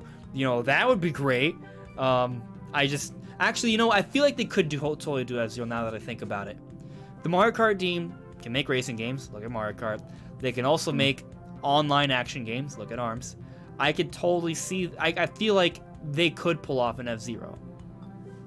They already made F-Zero twice. It's 2 F-Zero tracks. There you go. No. Yeah, and then you have the cart. I mean, what? Yeah, they've already made 2 games there for you. To that point, I mean, there was a bit of more F-Zero love than in all the other like cameos that were in Mario Kart. So there's Somehow that. Captain Falcon isn't a playable character, because that makes sense. But Yeah. his card's there. Yeah. You play as Link, not Captain Falcon. What if? Oh No. man. No, I'm starting to get hope that the Mario Kart team is making F-Zero. I could see it. I mean, they're used to making, like, you know, high-speed games in the sense like 60 frames per second. Like, I think maybe they could do it. I mean, obviously F-Zero is very different from both Mario Kart and ARMS, but that doesn't mean they wouldn't be able to pull it off, especially if they just bring in talent from people who have experience with that to bolster that team. I don't know. How do you guys feel about it? Do you guys think they could pull off an F-Zero, or maybe not? It's been so long since we've seen F-Zero that I don't even remember how. I don't even know how it could transition. I mean, sure, I played GX. I think is that what it's called? Best racing game ever. I don't remember. Yeah, you got it right. The GameCube one, right? Yeah, I played that one, so that's like kind of the closest thing that we can like see in I've not modern played any of them. in a modern like system. So I guess I could see it, but you know, ultimately, I think it'd be cool if they just if they did Mario Kart. I want it to be, because you know how Mario Kart 8 already has Link, Yeah. Isabelle, and like Yeah. whatever. It'd be cool if they just like made it almost like a Smash Bros. Kart at this point. Totally. Yeah. And, Right there and with then you. Captain Falcon would be there already, you know? Yeah. And then better. And so I actually like 200cc, but I don't think the tracks are appropriately designed for 200cc. It would be nice to see them create tracks with 200cc in mind. Yeah. And then, you know, if 200cc in mind, they could do some pretty crazy stuff. Heck, you want to take it to another level? Give us 250cc. But They could yes. modify it, honestly. Like, speed. you know how Mario Kart Tour is like that? Mario Kart Tour has ramps. You know how they like change up the same tracks in Mario Kart Tour? oh, tracks that ramp. change. Yeah. Okay. They could do that for like different classes, like the 200, 250. Maybe they'll add something or break up something. Make the so- turns wider or Yeah. something like that. Yeah, something like that. That could That work, would be honestly. interesting. Yeah, I think that's a good idea. Yeah. Okay. Maybe if there's a Mario Kart 9, Smash Kart, Double Dash mode, Hub World like Diddy Kong, and 250cc with changing tracks. My God, that's a lot, but that would be amazing. You do all that, we'll buy it. That's for sure. And it'll outsell. It'll definitely outsell. It would be pretty epic. Yeah. Yeah, but I kind of feel like it makes sense to hold it off for the next Switch, but I mean, we'll see. We'll see. The rumor, according to Sabby, is that there's a big holiday game in the works that is involving tires. So, what that could be, I don't know. Maybe Excite You know Truck. what it is? Probably not. They're just putting a bigger emphasis on the Link's motorcycle. There you go. From the DLC. That would be funny. It's got tires. That would be funny if Breath of the Wild 2 is just involving a lot of tires. I doubt it though. I think either A, it is Mario Kart, or B, the rumor's just wrong. So we'll see what it is. Probably. But yeah. Now, let me Or see here. Diddy Kong Racing 2. Oh, that I'd be down for that. Let me see here. I got a question from Computer Robots. And chat, you want another Mario Kart Double Dash, don't you guys? Yes. Yeah, that'd be Never fine. played it. Yeah, and actually, you know what I would settle for? I would settle for an F-Zero GX Deluxe. Just give it to us with like HD textures, 1080p, online mode. F-Zero GX DX. Oh yeah. I would take it. That you got the name. That's it. So I would be happy with that. Oh, Jake, what were you saying, Kirk? No, I'm just saying that fits so well. F-Zero GX DX. Yeah. Yeah. That would be cool. Jake Miller saying, I want a Final Destination track. Like, It would be kind of like Rainbow Road, but on steroids. Yeah. Yeah, or it would just all be flat. Flashing lights. A lot of flashing lights, flat areas. Yeah. Yeah, that'd be funny. So, Kirk, I know that you have a bit of a limit, so if there's at any point you want to step out, that's completely okay. Yeah. But let's see here. Xenoblade. Kirk, are you a Xenoblade fan by any chance? So yeah, I have a friend that's a huge fan. Favorite series of like all time. He got basically our whole group into it. Mm-hmm. Okay. But for me, I was playing it last November. Okay. Yeah, or maybe it was the other. I don't remember how long ago it was, but I was playing it. And then I got really busy with school, and I had to like stop it for a while. But for literally Thanksgiving weekend, I was playing only for 4 days, and I got pretty far, already 60 hours in. I was addicted to it. So, but like, you know, And which one was this one? the DX one, you know, the deluxe one that's coming out, Mhm. I came to the conclusion where I'm like, oh, I didn't even get to finish the original. I'm like, well, let me just start all over. Yeah. So I'm going to get that. Definitely, for sure. I'm super excited for it. I don't know if I'm going to get day one because I have my backlog of games. But yeah, I'm super excited. I heard about the future connected epilogue thing. So that's going to be pretty nice to see extra content, Yeah. updated textures. So It- yeah, it I looks like pretty I like the action RPG like style they go with this game. So, actually, on the note of Future Connected, we got news that Future Connected is not going to be just 2 hours. It's going to be at least like a 10-hour experience. If you do all the side quests, it could be about a 20-hour little extension to the game. So, to me, that's pretty awesome. And we also got an interview where they were talking about why they made Future Connected, and two things are brought up. One, because they felt bad for Melia, and they felt like Melia needed a little bit more love, so they decided to give her a bit more of an epilogue. But also, they mentioned, and I don't know anything about the story yet. I haven't paid attention to any spoilers. I'm gonna play this and see it for myself, fresh.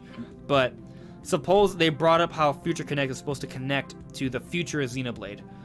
What does that mean?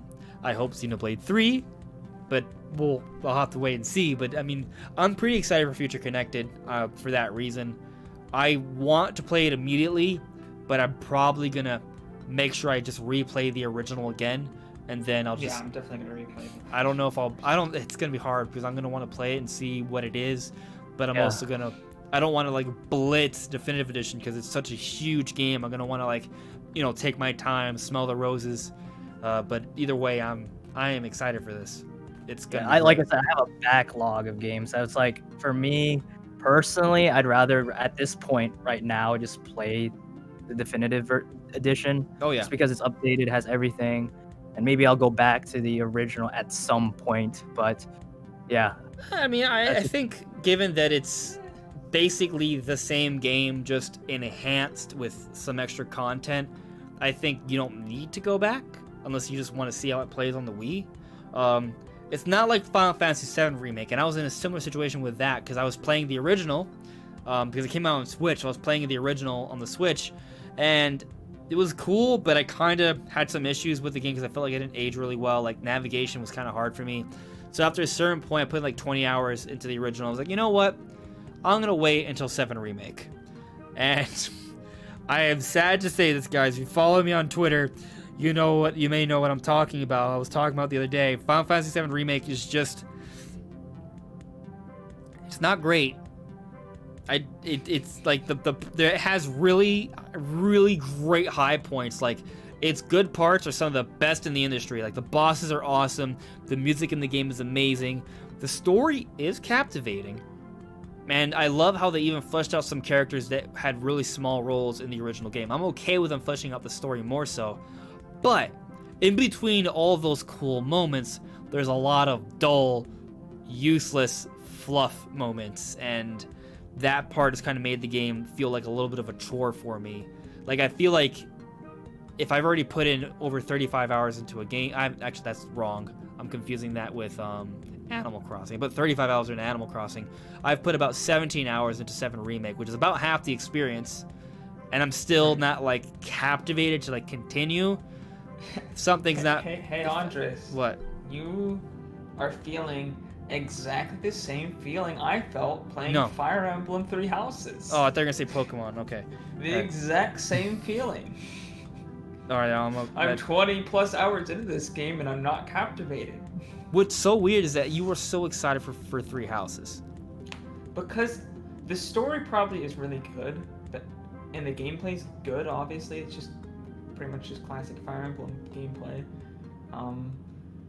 But everything in between just sucks.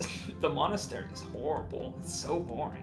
They try to make it like it's so bad. Persona in a way, but like it doesn't. I don't know. I'm the same way. I played some. Yeah, I played for Three Houses. I never finished it. I got some hours in, and I too couldn't get into it. Like you guys mentioned, the whole central idea of fluff. There's just a lot of like weird fluff to it that you could probably just take that out and it won't affect it, and it'll probably still be just as good, and you get straight to the point and you'll like it. So I'm gonna defend Three Houses because yes, you could argue that the house aspect of Three Houses is fluff, but it is to me a fun way to sort of build out your team and get to know the characters. Yeah, that's true. But it's also kind of optional. In 7 Remake, it's not optional.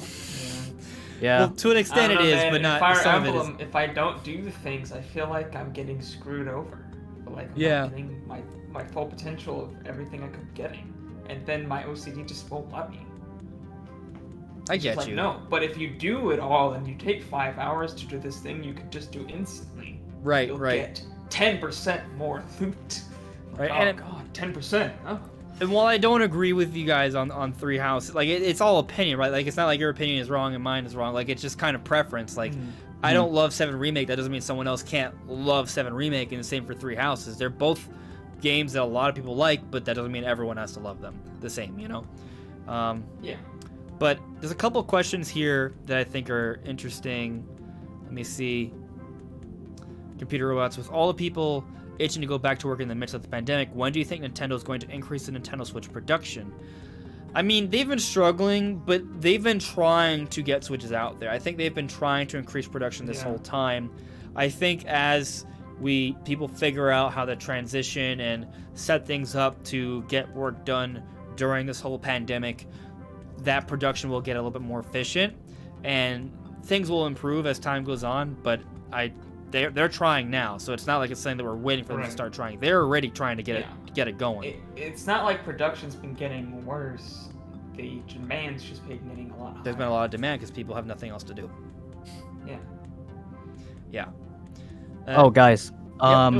Sorry to interrupt. So, yeah, as you mentioned before, what Andres said to everyone, I have to do something right now, so I just want to say really quickly, thanks for having me, guys, for today. It was a pleasure. It was really fun. My first ever like live discussion with other YouTubers, so nice. I just want to say that real quick. Yeah, man, it was a real pleasure having you. Thank you so much for coming, guys. Make sure to check out JigsawFlex. That is his channel. It is linked in the description below. And it was great having you, man. We should stay in touch. I'll talk to you later, all right? For sure. Yeah, I definitely had fun. Thank you, Andres and Brandon. Talk to you guys probably sometime soon. And I hope you guys enjoyed. Be sure to drop a like on this stream. You better. So, thanks. Yep. All right, guys. Thanks so much. I'll see you guys. See ya. Yeah, see you, bro. So, Brian, what were you saying? I don't know. I don't remember. Yeah. Yeah. It's just right out of my head, just gone. We were talking about Switch Nothing. production. Oh, yeah, I was kind of like saying, like, the demand's gone up. It's gonna level out once people aren't, like, so hungry for anything to do. It will level out and the production will go back to normal. You won't see all these scalpers and stuff anymore, because there'll be enough for everybody to just buy it at retail price. So I don't think it's gonna be like this ongoing thing where like production is like Switches are sold out, for months and months and months. I think it's already kind of leveling out. So in a few months I think it'll be back to normal. Yeah. Maybe in just a month or two. Yeah, I mean things are slowly getting back to normal. So I agree. It's just give it a little. Just keep, if you guys are looking for a Switch, keep paying attention. You will get one. Don't spend $1,000 on one. Don't spend any more than retail price. You don't need to. Just wait a little bit. Have a little bit of patience. Wait a little bit. I mean, if you find it for $350 and you don't want to wait, I guess, but a few months, you just have a little bit of patience, you can get it. It may not even be a few months. If you could just find yourself and to go to a local retail store, obviously protect yourself, wear a mask and things of that nature, and just check a couple times a week. Stock Maybe comes in. Maybe talk to the manager, ask when the stock. Yeah. Sometimes managers will actually alert you if you when the stock comes in, if you ask them and stuff like that. So if you find somebody nice behind the counter who's willing to help, maybe you can get one that way. Yeah, for sure. So Jake Miller brought up something interesting. He said, I would be shocked if Xenoblade 3 is not in the works with a new engine already used. Because the interesting thing is that we can tell from both Definitive Edition and Future Connected, the epilogue story, they are still working on that engine and improving upon it. Yeah. And they've said in the past that the engine that they which was originally the Xenoblade X engine, which was worked on for Xenoblade 2 and then worked on for Torn of the Golden Country. When Torn of the Golden Country came out, they had an interview where they said this is the engine they're going to use for future games. Plural, so not just Definitive Edition. But we're seeing the effects of that engine, and I think they're going to use that engine for more than just a remake, master, however you choose to define it. Point is, I think they're going to continue to use this engine. It doesn't have to be for Xenoblade, but I do feel like, considering that they're continue using this engine, just period. I mean, a lot of companies do that. They make their own in-house engine and they just iterate on it for years. I mean, there's tons of developers. I mean, the Metroid Prime developers, Retro Studios, that engine they've been using since the original. They're still using it, or at least they were for Tropical Freeze. We don't know if they're still using it, but I wouldn't be surprised. I mean, it's just like Unreal Engine. Just because it's an old engine doesn't mean it's not, vastly improved upon. Yeah. Which means, Unreal Engine 1, Unreal Engine 5, still Unreal Engine at the heart of it, but it's so different now. A lot of companies do that, so this could be the basis for their engine just going forward, period. Yeah, so I guess from that perspective, that the fact that they're enhancing their engine doesn't straight up mean Xenoblade Chronicles 3 is coming, but I'll also bring I definitely think it's coming. Yeah. I 100% believe it's at least in the ideas phase. I don't know, because obviously they're working on that other medieval project, so we don't know what they're doing with that. They're working on Breath But they have like Wild. 5 studios, so they're... Right, they have so much. I'm sure they're at least working on it, like doing the preliminary, kind of the pre-development stuff at least. Yeah. And maybe it won't come out for this current Switch, although I don't think it's out of the question. But I would say that considering that Future Connected supposedly is supposed to help set up Xenoblade for the future, whatever that means, I feel like even if the Future Connected itself doesn't like straight up tease Xenoblade 3, I feel like given that they are willing to go into the game and re-explore that story more and expand upon that more, that implies that, they are still thinking about concepts and ideas for Xenoblade. Not to mention, they did say that if they also said in an interview that if Future Connected was a DLC, that it would be even bigger.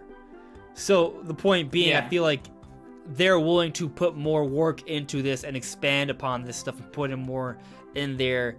I just think that the whole premise of Xenoblade, they are not done with this IP. They're going to continue to work on it. It's their baby, so I don't expect them to stop with it. Yeah. It's their main thing. Obviously, they're working on this, other IP, this medieval IP that might, go places. It might become their second, Because right now they got Xenoblade, and then pretty much they just work for other people. So if they could get another IP as kind of their 1-2 punch, that'd be excellent. It would be excellent, especially that IP is Donkey Kong. I don't think it's Donkey Kong. It's probably something new, but it would be cool. Yeah, so I'm seeing Koreonita Z. According to Bloomberg, Nintendo's having problems getting their materials in the Philippines now, and that makes sense. Like we mentioned earlier, this transition, getting through the pandemic, figuring things out, especially in different areas of the world where it could be more intense, that creates complications. But they are working on it, so as things progress, I hope it will improve. So, yeah, not too concerned, but I have a Switch, so that's easy for me to say that, I guess. Yeah, but basically, guys, just stay vigilant. Keep paying attention to your stores. Switches are coming in. It's not like they're not coming in. It's just there is a high demand for them, so they're not easy to find. But they're out there. I've gone to a few stores during this pandemic, and I've seen Switches out there, so they do exist. They're just not super easy to get. In fact, where I work, a few of my friends that work there have picked up Switches during this situation, and they were talking about how they were struggling to get it at first, but they did eventually get it over these last couple of months. It's like toilet paper. Even though it's hard to find, it's still there. It exists. Just keep looking. I got some the other day. It was the last one on the thing, but I didn't have to fight anybody for it, so that was nice. Yeah. I think it's funny what Jake Miller just said. Watch Xenoblade 3 come out before Prime 4 and Bayonetta 3. I'm gonna say Bayonetta 3 will probably come out before Xenoblade 3. I hope Bayonetta 3, but I would not be surprised if Metroid Prime 4 releases after. If Prime 4 comes out, like, say, holiday 2022, I could see a situation where both Xenoblade 3 and Metroid Prime 4 come out in 2022. I'm hoping Prime 4 is sooner, but at this point, it looks like what Brandon was saying a while ago. You're right. I don't know if you remember this, Brandon, but you used to say your perspective is that we would get like a 2D Metroid this year, Prime Trilogy next year, Prime 4 2022. At this point, I might not disagree with that. It's possible that we get Metroid to the 2D Metroid this year, but maybe early next year we get Prime Trilogy, and then at the holidays, Prime 4 holiday 2021. But right now, I'm kind of feeling that what you were saying initially is closer to the truth. But we'll see. I still think that's I still kind of go with that as my go-to kind of prediction. Yeah. Just what makes most sense to me. Makes sense. So we'll see. Yeah, I mean, I'm excited for Xenoblade because it's coming out soon. Oh, yeah. Really soon. I'm so excited. Dude, I'm so sad because I'm probably going to be in Florida when it comes out. And I'm just like, oh. You're not going to get a digital. I want to hang out with my family. But, I want to play Xenoblade. No, I'm getting the work set. Okay, so you're going to wait until you come back. Yeah. Okay. Makes sense. But it's just, it hurts. It hurts. Yeah. I guess moving past, unless there's anything you else want to bring up for Xenoblade, I think we're ready to move on. No, I think we can move on. Okay, so stay hyped for Xenoblade, guys. It's coming soon, so this week. It's gonna be good. What was I gonna say? We got Sword and Shield stuff. So I don't there were some leaks because they data mined Pokemon Home. I'm not gonna talk about it here. Mainly because a lot of people wouldn't want the leaks, and also it's just moves. There's going to be new moves in the DLC, which is cool. So I'm not going to talk about what is said, and I'm upset that people data mined Pokemon Home.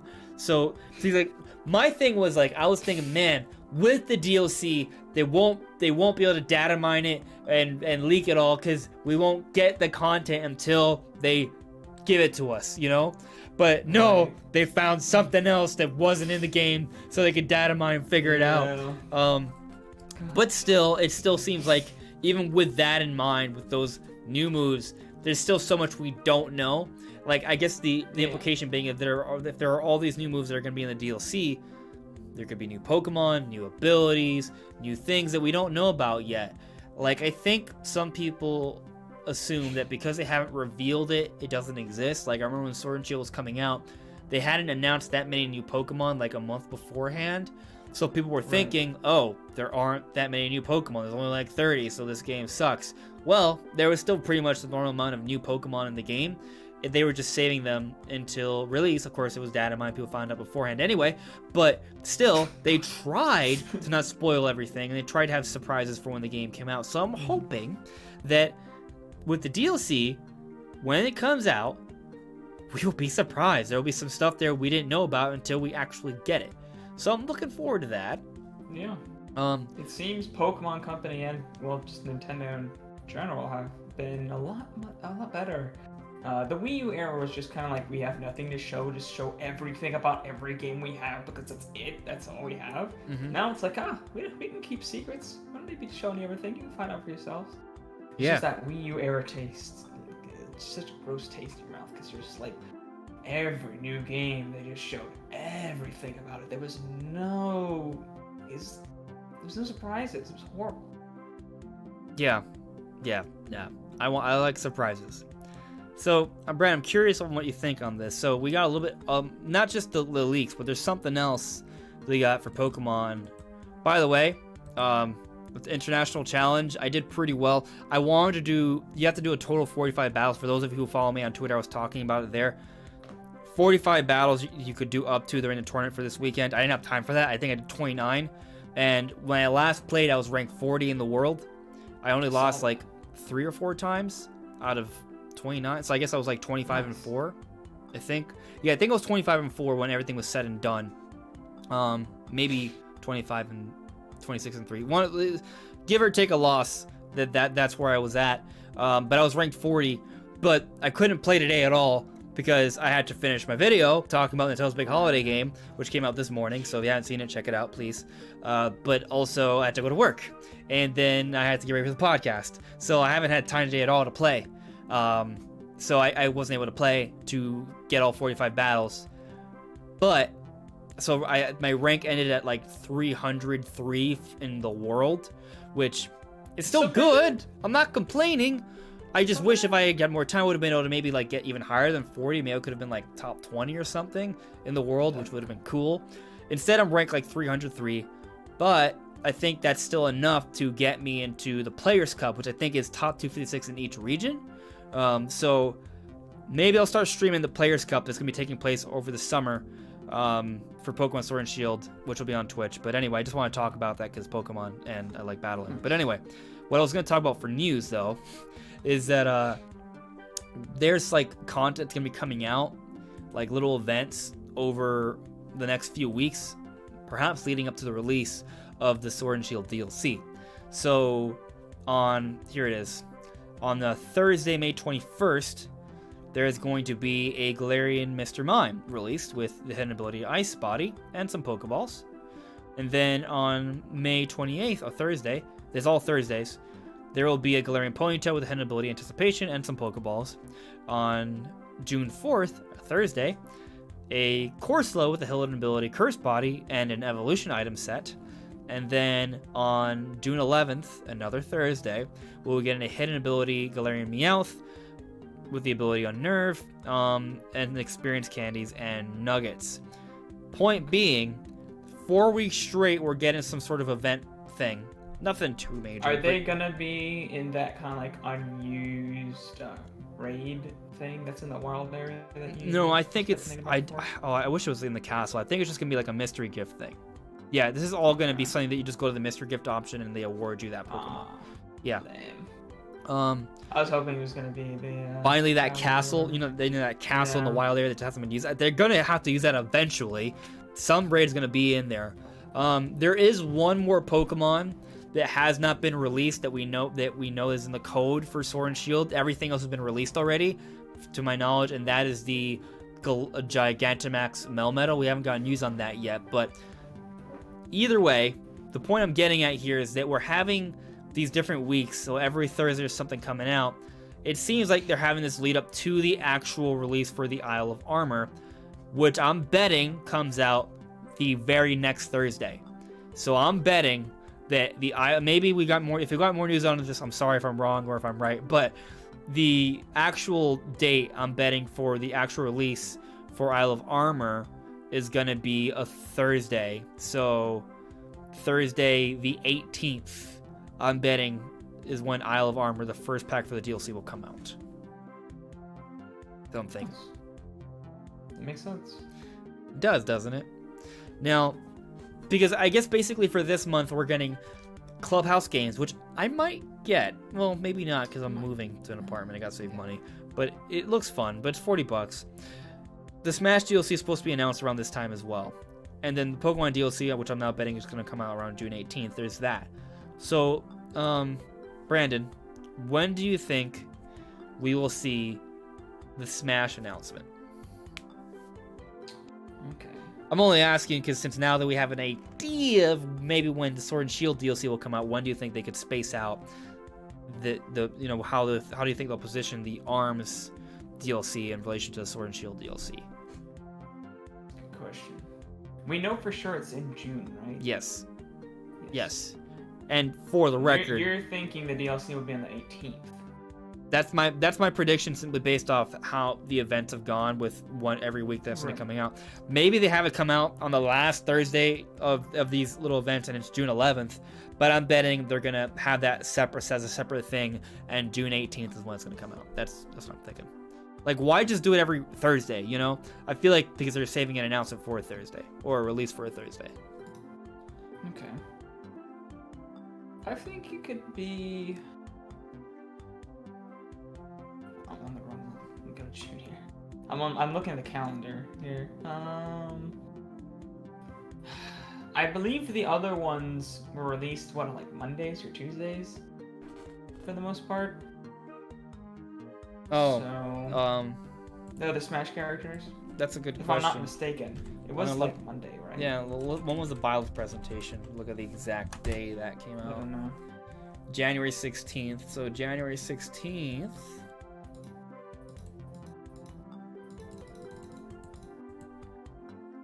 That was a Thursday. It was a Thursday. When was the one before that? That was Terry presentation, right? Terry presentation. That was November 6th. November 6th was, as we go back into 2019. Wednesday. Okay. So they're not very consistent so far. Well, I believe Plant, #planking, and Joker both came out on Mondays. really. Tuesdays, So one, two. it sounds like it's just random. A weekday. Feels- It's gonna feels happen on kinda a random. weekday. That's my prediction. Yeah.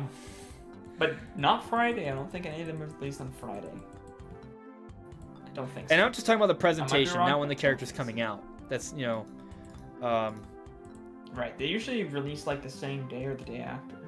So- with Bile, I think it was like a 2-week window before yeah. Violet Yeah. was special. special. The other right? ones were very, They wanted to wait till people calm down from being very angry. close. Yeah. Yeah. Yeah, and the hero presentation was a Tuesday, so well, actually that was E3, so that makes sense. Yeah,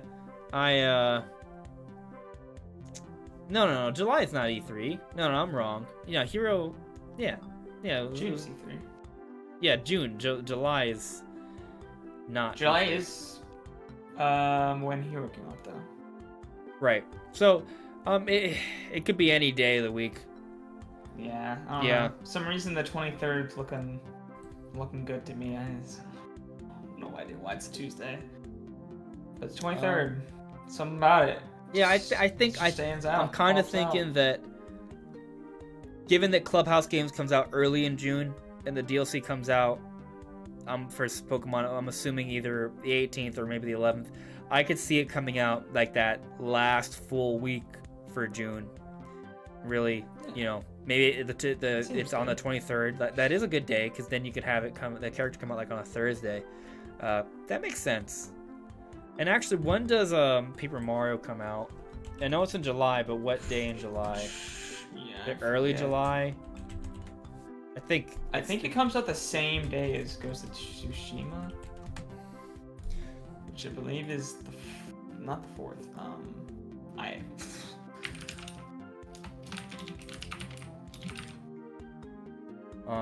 It's July 17th. Yeah, So 17th.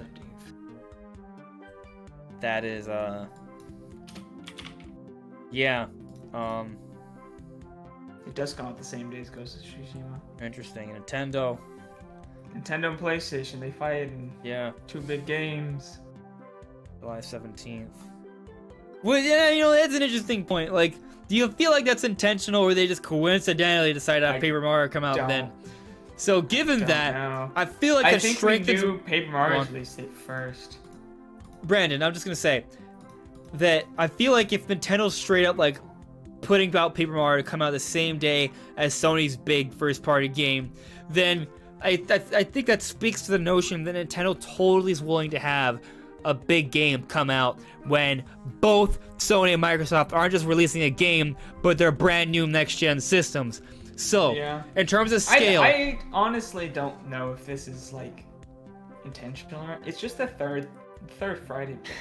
Brandon, but you know what I'm doing, right? Eric. You know what I'm doing. I'm not sure. Well, okay, well, I'm Enlighten going me. to tell you what I'm doing. I'm doing the thing There where you go. I'm using my confirmation bias, and Ah. I am looking for any possible clue that could give us hope, some optimism, that Nintendo will release Breath of the Wild 2 for this year. And I'm simply saying that if Nintendo's going to pull off the petty move, or not petty, just competitive, that of putting Paper Mario the same day as Ghost of Tsushima, then with something even bigger scale like a PlayStation 5 and Xbox Series X in November, you gotta think Nintendo's like, huh, so we put Paper Mario here. What do we have to come out in November? I You know? will say that I'm pretty sure Paper Mario's release date was announced first. Oh, okay, then maybe Sony. Okay, alright. My theory is destroyed. But no, Nintendo would know beforehand. How? Why? Because they have people who work in the industry. Spies, ninjas. You don't think that Sony knows what Microsoft is doing with Xbox or vice versa? Do you They think? don't. It's company secrets. I mean, that's the reason. That's the reason the Xbox One changed so much after they announced the PS4. The Xbox was like, "Oh, this is so much Okay. better than Well, ours." I think you're And right, they freaked out. but at the same time, the companies want to know, and they try to Oh, they find it. definitely do. They definitely So- do. But this is like, Yeah, cutthroat, you know, man. maybe it's just a coincidence. Paper Mario, like I said, I'm pulling string. I'm just looking at any possible angle to make it more sense. it's Yeah. kind of cool that a PlayStation exclusive and Nintendo exclusive is releasing the same day. Yeah. I'm getting Paper Mario first, mostly just because I want to wait for the PS5 to play this game, but Yeah, also and Paper Mario. And it could just make, and maybe it's simply a point from a perspective of that maybe both companies, they just analyze like what is a good day in the year where sales are projected to be optimal, and that's when they have those games come out. So it may not even have to be like, oh, them competing directly with each other. Simply like they both had their analysts look at optimal times to release their games to get good sales, and they saw, oh, this is the day. Okay, here we go. I mean, it's right smack in the middle of July, the 3rd. Mm-hmm. It's just the 3rd Friday. There's 2 Fridays before it, there's 2 Fridays after. It's exactly in the middle. Yeah. Yeah. So I think that maybe there could be something here, but we'll see. I mean, I think you agree with me though that Nintendo would want to have something for the next gen systems, like not obviously like just something that will be pretty good that'll come out around that time, because they gotta have something to sell for the holidays either way. I find it hard to believe they will have nothing. It's got to be something. Like, if they can have a game come out for the summer, they could definitely have a game come out for the holidays. Because it's a bigger time of the year. Hopefully. In general. Yeah, hopefully. Mhm. Yeah, you can't really... You can't... I guess this year, you can't make really too many assumptions because the rules have sort of changed. Paper because- Mario, though. Paper Mario makes me a lot more hopeful. That there's True, like, when we got that they've trailer, I was shown like, oh, that a they new have game. Tons of surprises up their sleeves. Yeah. So Yeah, for sure.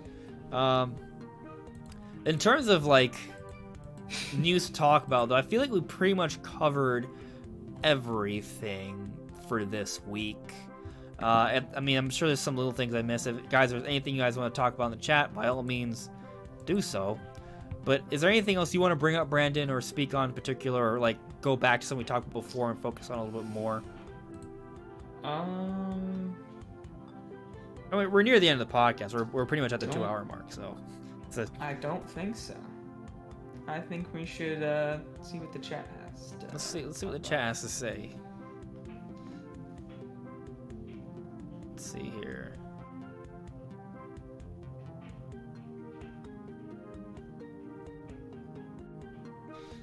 D.E. Fox saying there is a home data mine that showed all Pokemon that will be in the game when the DLC launches, including... No! If you're telling me it wasn't just moves, I'm not paying attention to that. I'm sorry. I want to be surprised. Ugh! Yeah. I don't want to see it. Darcy's saying that Melia picking the thumbnail is fire. Thank you. I'm glad you have also a great taste for Melia. Melia is best girl. I see you're a man of culture as well. A man of culture, indeed. Jake Miller is saying, my optimism bias says Breath of the Wild will be Shadow Drop tomorrow. There you go. My optimism bias agrees. So, yeah. Computer Robots is saying, Max Brass for Smash. I'd be okay with that. That'd be a pretty cool character. For sure. So, the Joker actually has a comment I think you would very much have an opinion on. okay. He says, I don't think they could announce a 2D Metroid without updating everyone on Prime 4.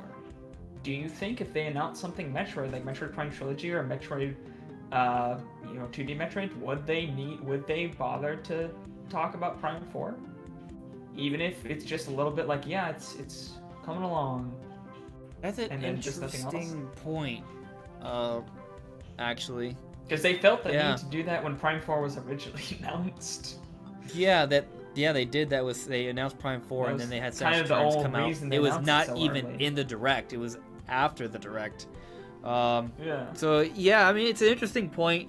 I feel like people won't be angry because they know that Prime 4 is at least coming. Yeah. I think it's a different situation. It's a different situation because, firstly, Samus Returns on the 3DS. This would be a 2D Metroid game that's going to look awesome. And it's going to be... And when I say 2D, guys, I don't mean sprites. It's going to be... What? Not on a dying... Not on a dying console. We know Prime 4 is still in the works. If... Like, I'm all for it. Like, what if Nintendo's like, okay, Metroid Direct. They show off 2D Metroid. They talk about it, fully featured. That would be amazing. And then they're like, hey, all right, so Prime Trilogy, it's real. And we're working on it. It'll come out sometime next year. And then they're like, oh, but we're also working on Prime 4. Here's a teaser.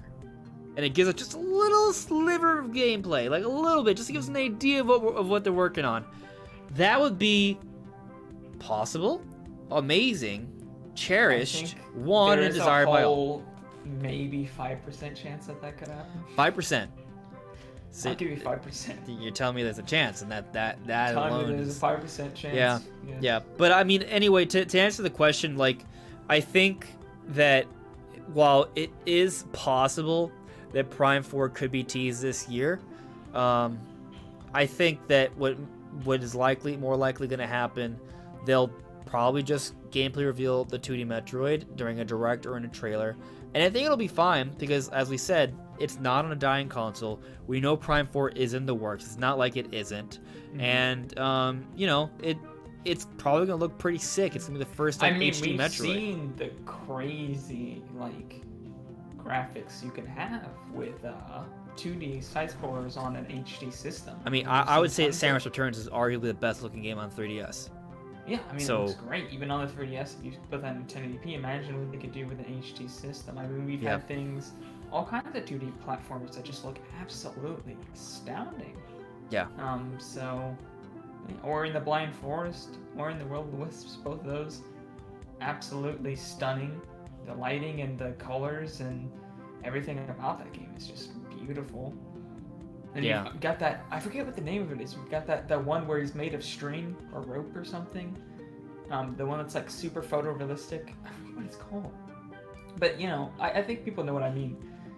Just because it's very iconic, you know, like little dude made of string. They actually just made a sequel to it recently. You might not have ever seen it, but I forget what it's called. But that game looks absolutely astounding. That's like photorealistic. You're talking about not Knack, right? Not Knack. Little Big Planet. Not Little Big Planet. What system is it out for?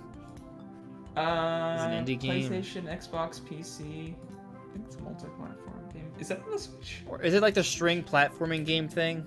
Yes. Oh, okay. Yeah. I mean, it looks gorgeous, like, for sure. There's been some glorious looking 2D games. I mean, we brought up earlier, Donkey Kong Tropical Freeze looks amazing. So, you know, yeah, I mean, I think that the 2D Metroid game could still look sick. It'll still be very hype-inducing. So I'm not really too worried about backlash for 2D Metroid. Now, maybe they could still, like, say, hey, guys, Metroid Prime 4 is in the works. Just stay patient. But here's this. Like, maybe they could do something like that. Maybe there could be an interview where they at least talk about it or mention it. And, hey, like I said, I think a teaser is still possible this year. But 2D Metroid for sure is happening this year regardless. That's what I'm thinking, at least. I figured out what it was called, by the way. It's called Unravel. Yes. I know what you're talking about. Yeah. That is an interesting looking game. Absolutely stunning game. Yeah. For sure. So, let me see here. I saw Jake Miller saying, my issues with Prime 4 updates is they are still hiring new staff, so they seem very far off. Now, that could be the case, but I also think that just because they're hiring staff, that doesn't mean that they're necessarily far off, because you're hiring staff all throughout development. So there could be just 6 months left, and they're still going to be hiring staff. But a lot of it is like art stuff, and it's a lot of different talent. So I don't think it's coming really soon. So, you know, I'm hoping holiday 2021, but 2022 seems like maybe a safer bet. So we'll see on that I one. remember the big controversy whether or not Xenoblade Chroncles 2 was going to come out 2017. They said it was, and people were like, yeah, they said "No." it was, and people were like, no. And then people were like, ha, they're still hiring for the game, because they did some late hires, because that development was just all over the place. So they hired some people late in development. People were like, it cannot have possibly come out this year. And then of course it did.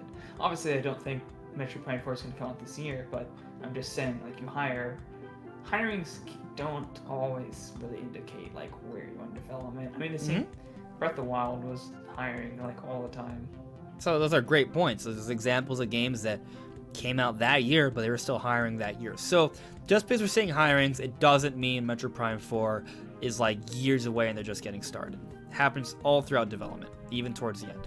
So I still think it's years away, but right, it's still probably a ways off, but means much. Yeah.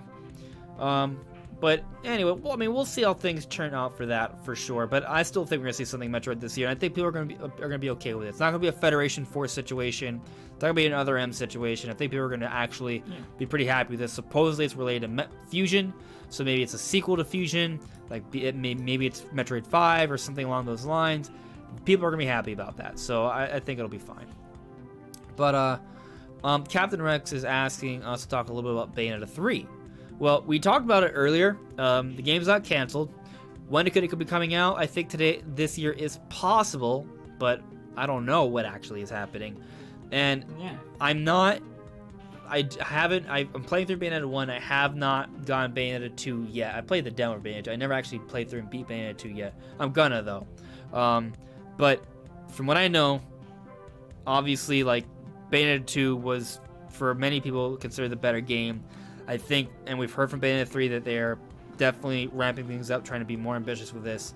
I think it's going to be a big deal, and I'm looking forward to it, but beyond, I don't really have much more to say beyond that at this point. It is like the opposite of Astral Chain. Astral Chain was announced, and then out of nowhere. Like just a couple months later. Right. It was great.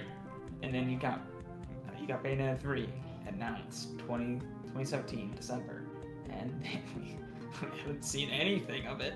Well, the difference is because it was a known thing that people would be excited about, they announced it in advance to keep people interested. Mm-hmm.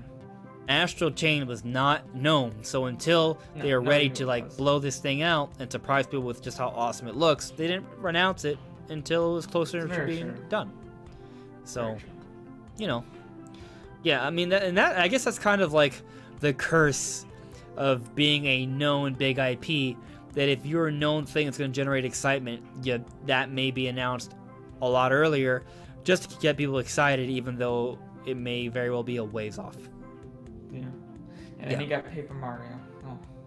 You know what? I would not be surprised if they announced Paper Mario this close just because the last two didn't do well. I feel like it's a Star Fox situation. It's like, if this one doesn't do well, you just... I don't know when you're coming back. Because... Yeah. I'm not worried about sales for most major Nintendo games because they all do well. Everything does well on Switch. So... I'm not worried about Paper Mario not doing well. Paper Mario is gonna sell. Paper Mario is gonna sell a ridiculous amount. You tell people that it has partners, they're in. Just as long as you say it's like, you know, as close to 1,000 Year Door as should be. You know, as long as you say it's not, you know, color splash. Well, from what I'm seeing, and like I said, I'm not a die-hard Paper Mario fan. It just looks like a true advancement of the traditional Mario style to me. Paper Mario style. It to me it looks, because it seems like they still have that core battle system. It's just in 3D now. Yeah. I just I'll if get that's that. the case, then it's awesome, and it's, you know, kind of the next 1,000 Year Door. You tell people that this is the next 1,000 Year Door, or even like close to the next 1,000 Year Door, it will sell like, oh. No, dude, it would get so many people into it because I think I don't think that many people have played 1,000 Year Door. Obviously, it's not a game. It was on the GameCube. It's a spin-off, you know, Mario game. It didn't sell like crazy, so it's not. It's kind of like, I feel like it's kind of like Metroid Prime, where not a lot of people have actually played it, but it has such a like hype around it, and people like talking about it, how it's like just amazing. That when people see that, even though they haven't played 1,000 Year Door, they hear, you know, 1,000 Year Door 2 or something like that, and they're like, oh, this is like 1,000 Year Door. They associate 1,000 Year Door with a really good game because that's all they've heard. They've heard 1,000 Year Door is great, and Color Splash and Sticker Star sucks. So as long as the general mass associates it more with 1,000 Year Door than with Color Splash or Sticker Star, I think it will sell really well. Yeah, no, I think I'm with you there. I think it's gonna be big. I'm very excited about it. Like, and I think that's the important thing here. I am not a big Paper Mario fan. I'm not saying I dislike Paper Mario. But my point is that I'm hyped for this. This looks awesome. Looks great. So, I will say great. Nintendo's marketing could have been better as far as wrong. The battle system. No, you're wrong. Oh, you're right. I feel like actually, that's the one thing people. That's the big thing that people want to know. I think that they are intentionally being mysterious about it. Because keep in mind that we had that footage that came out of the partner, and they wiped it. Like, nope, nope, we're not showing you that.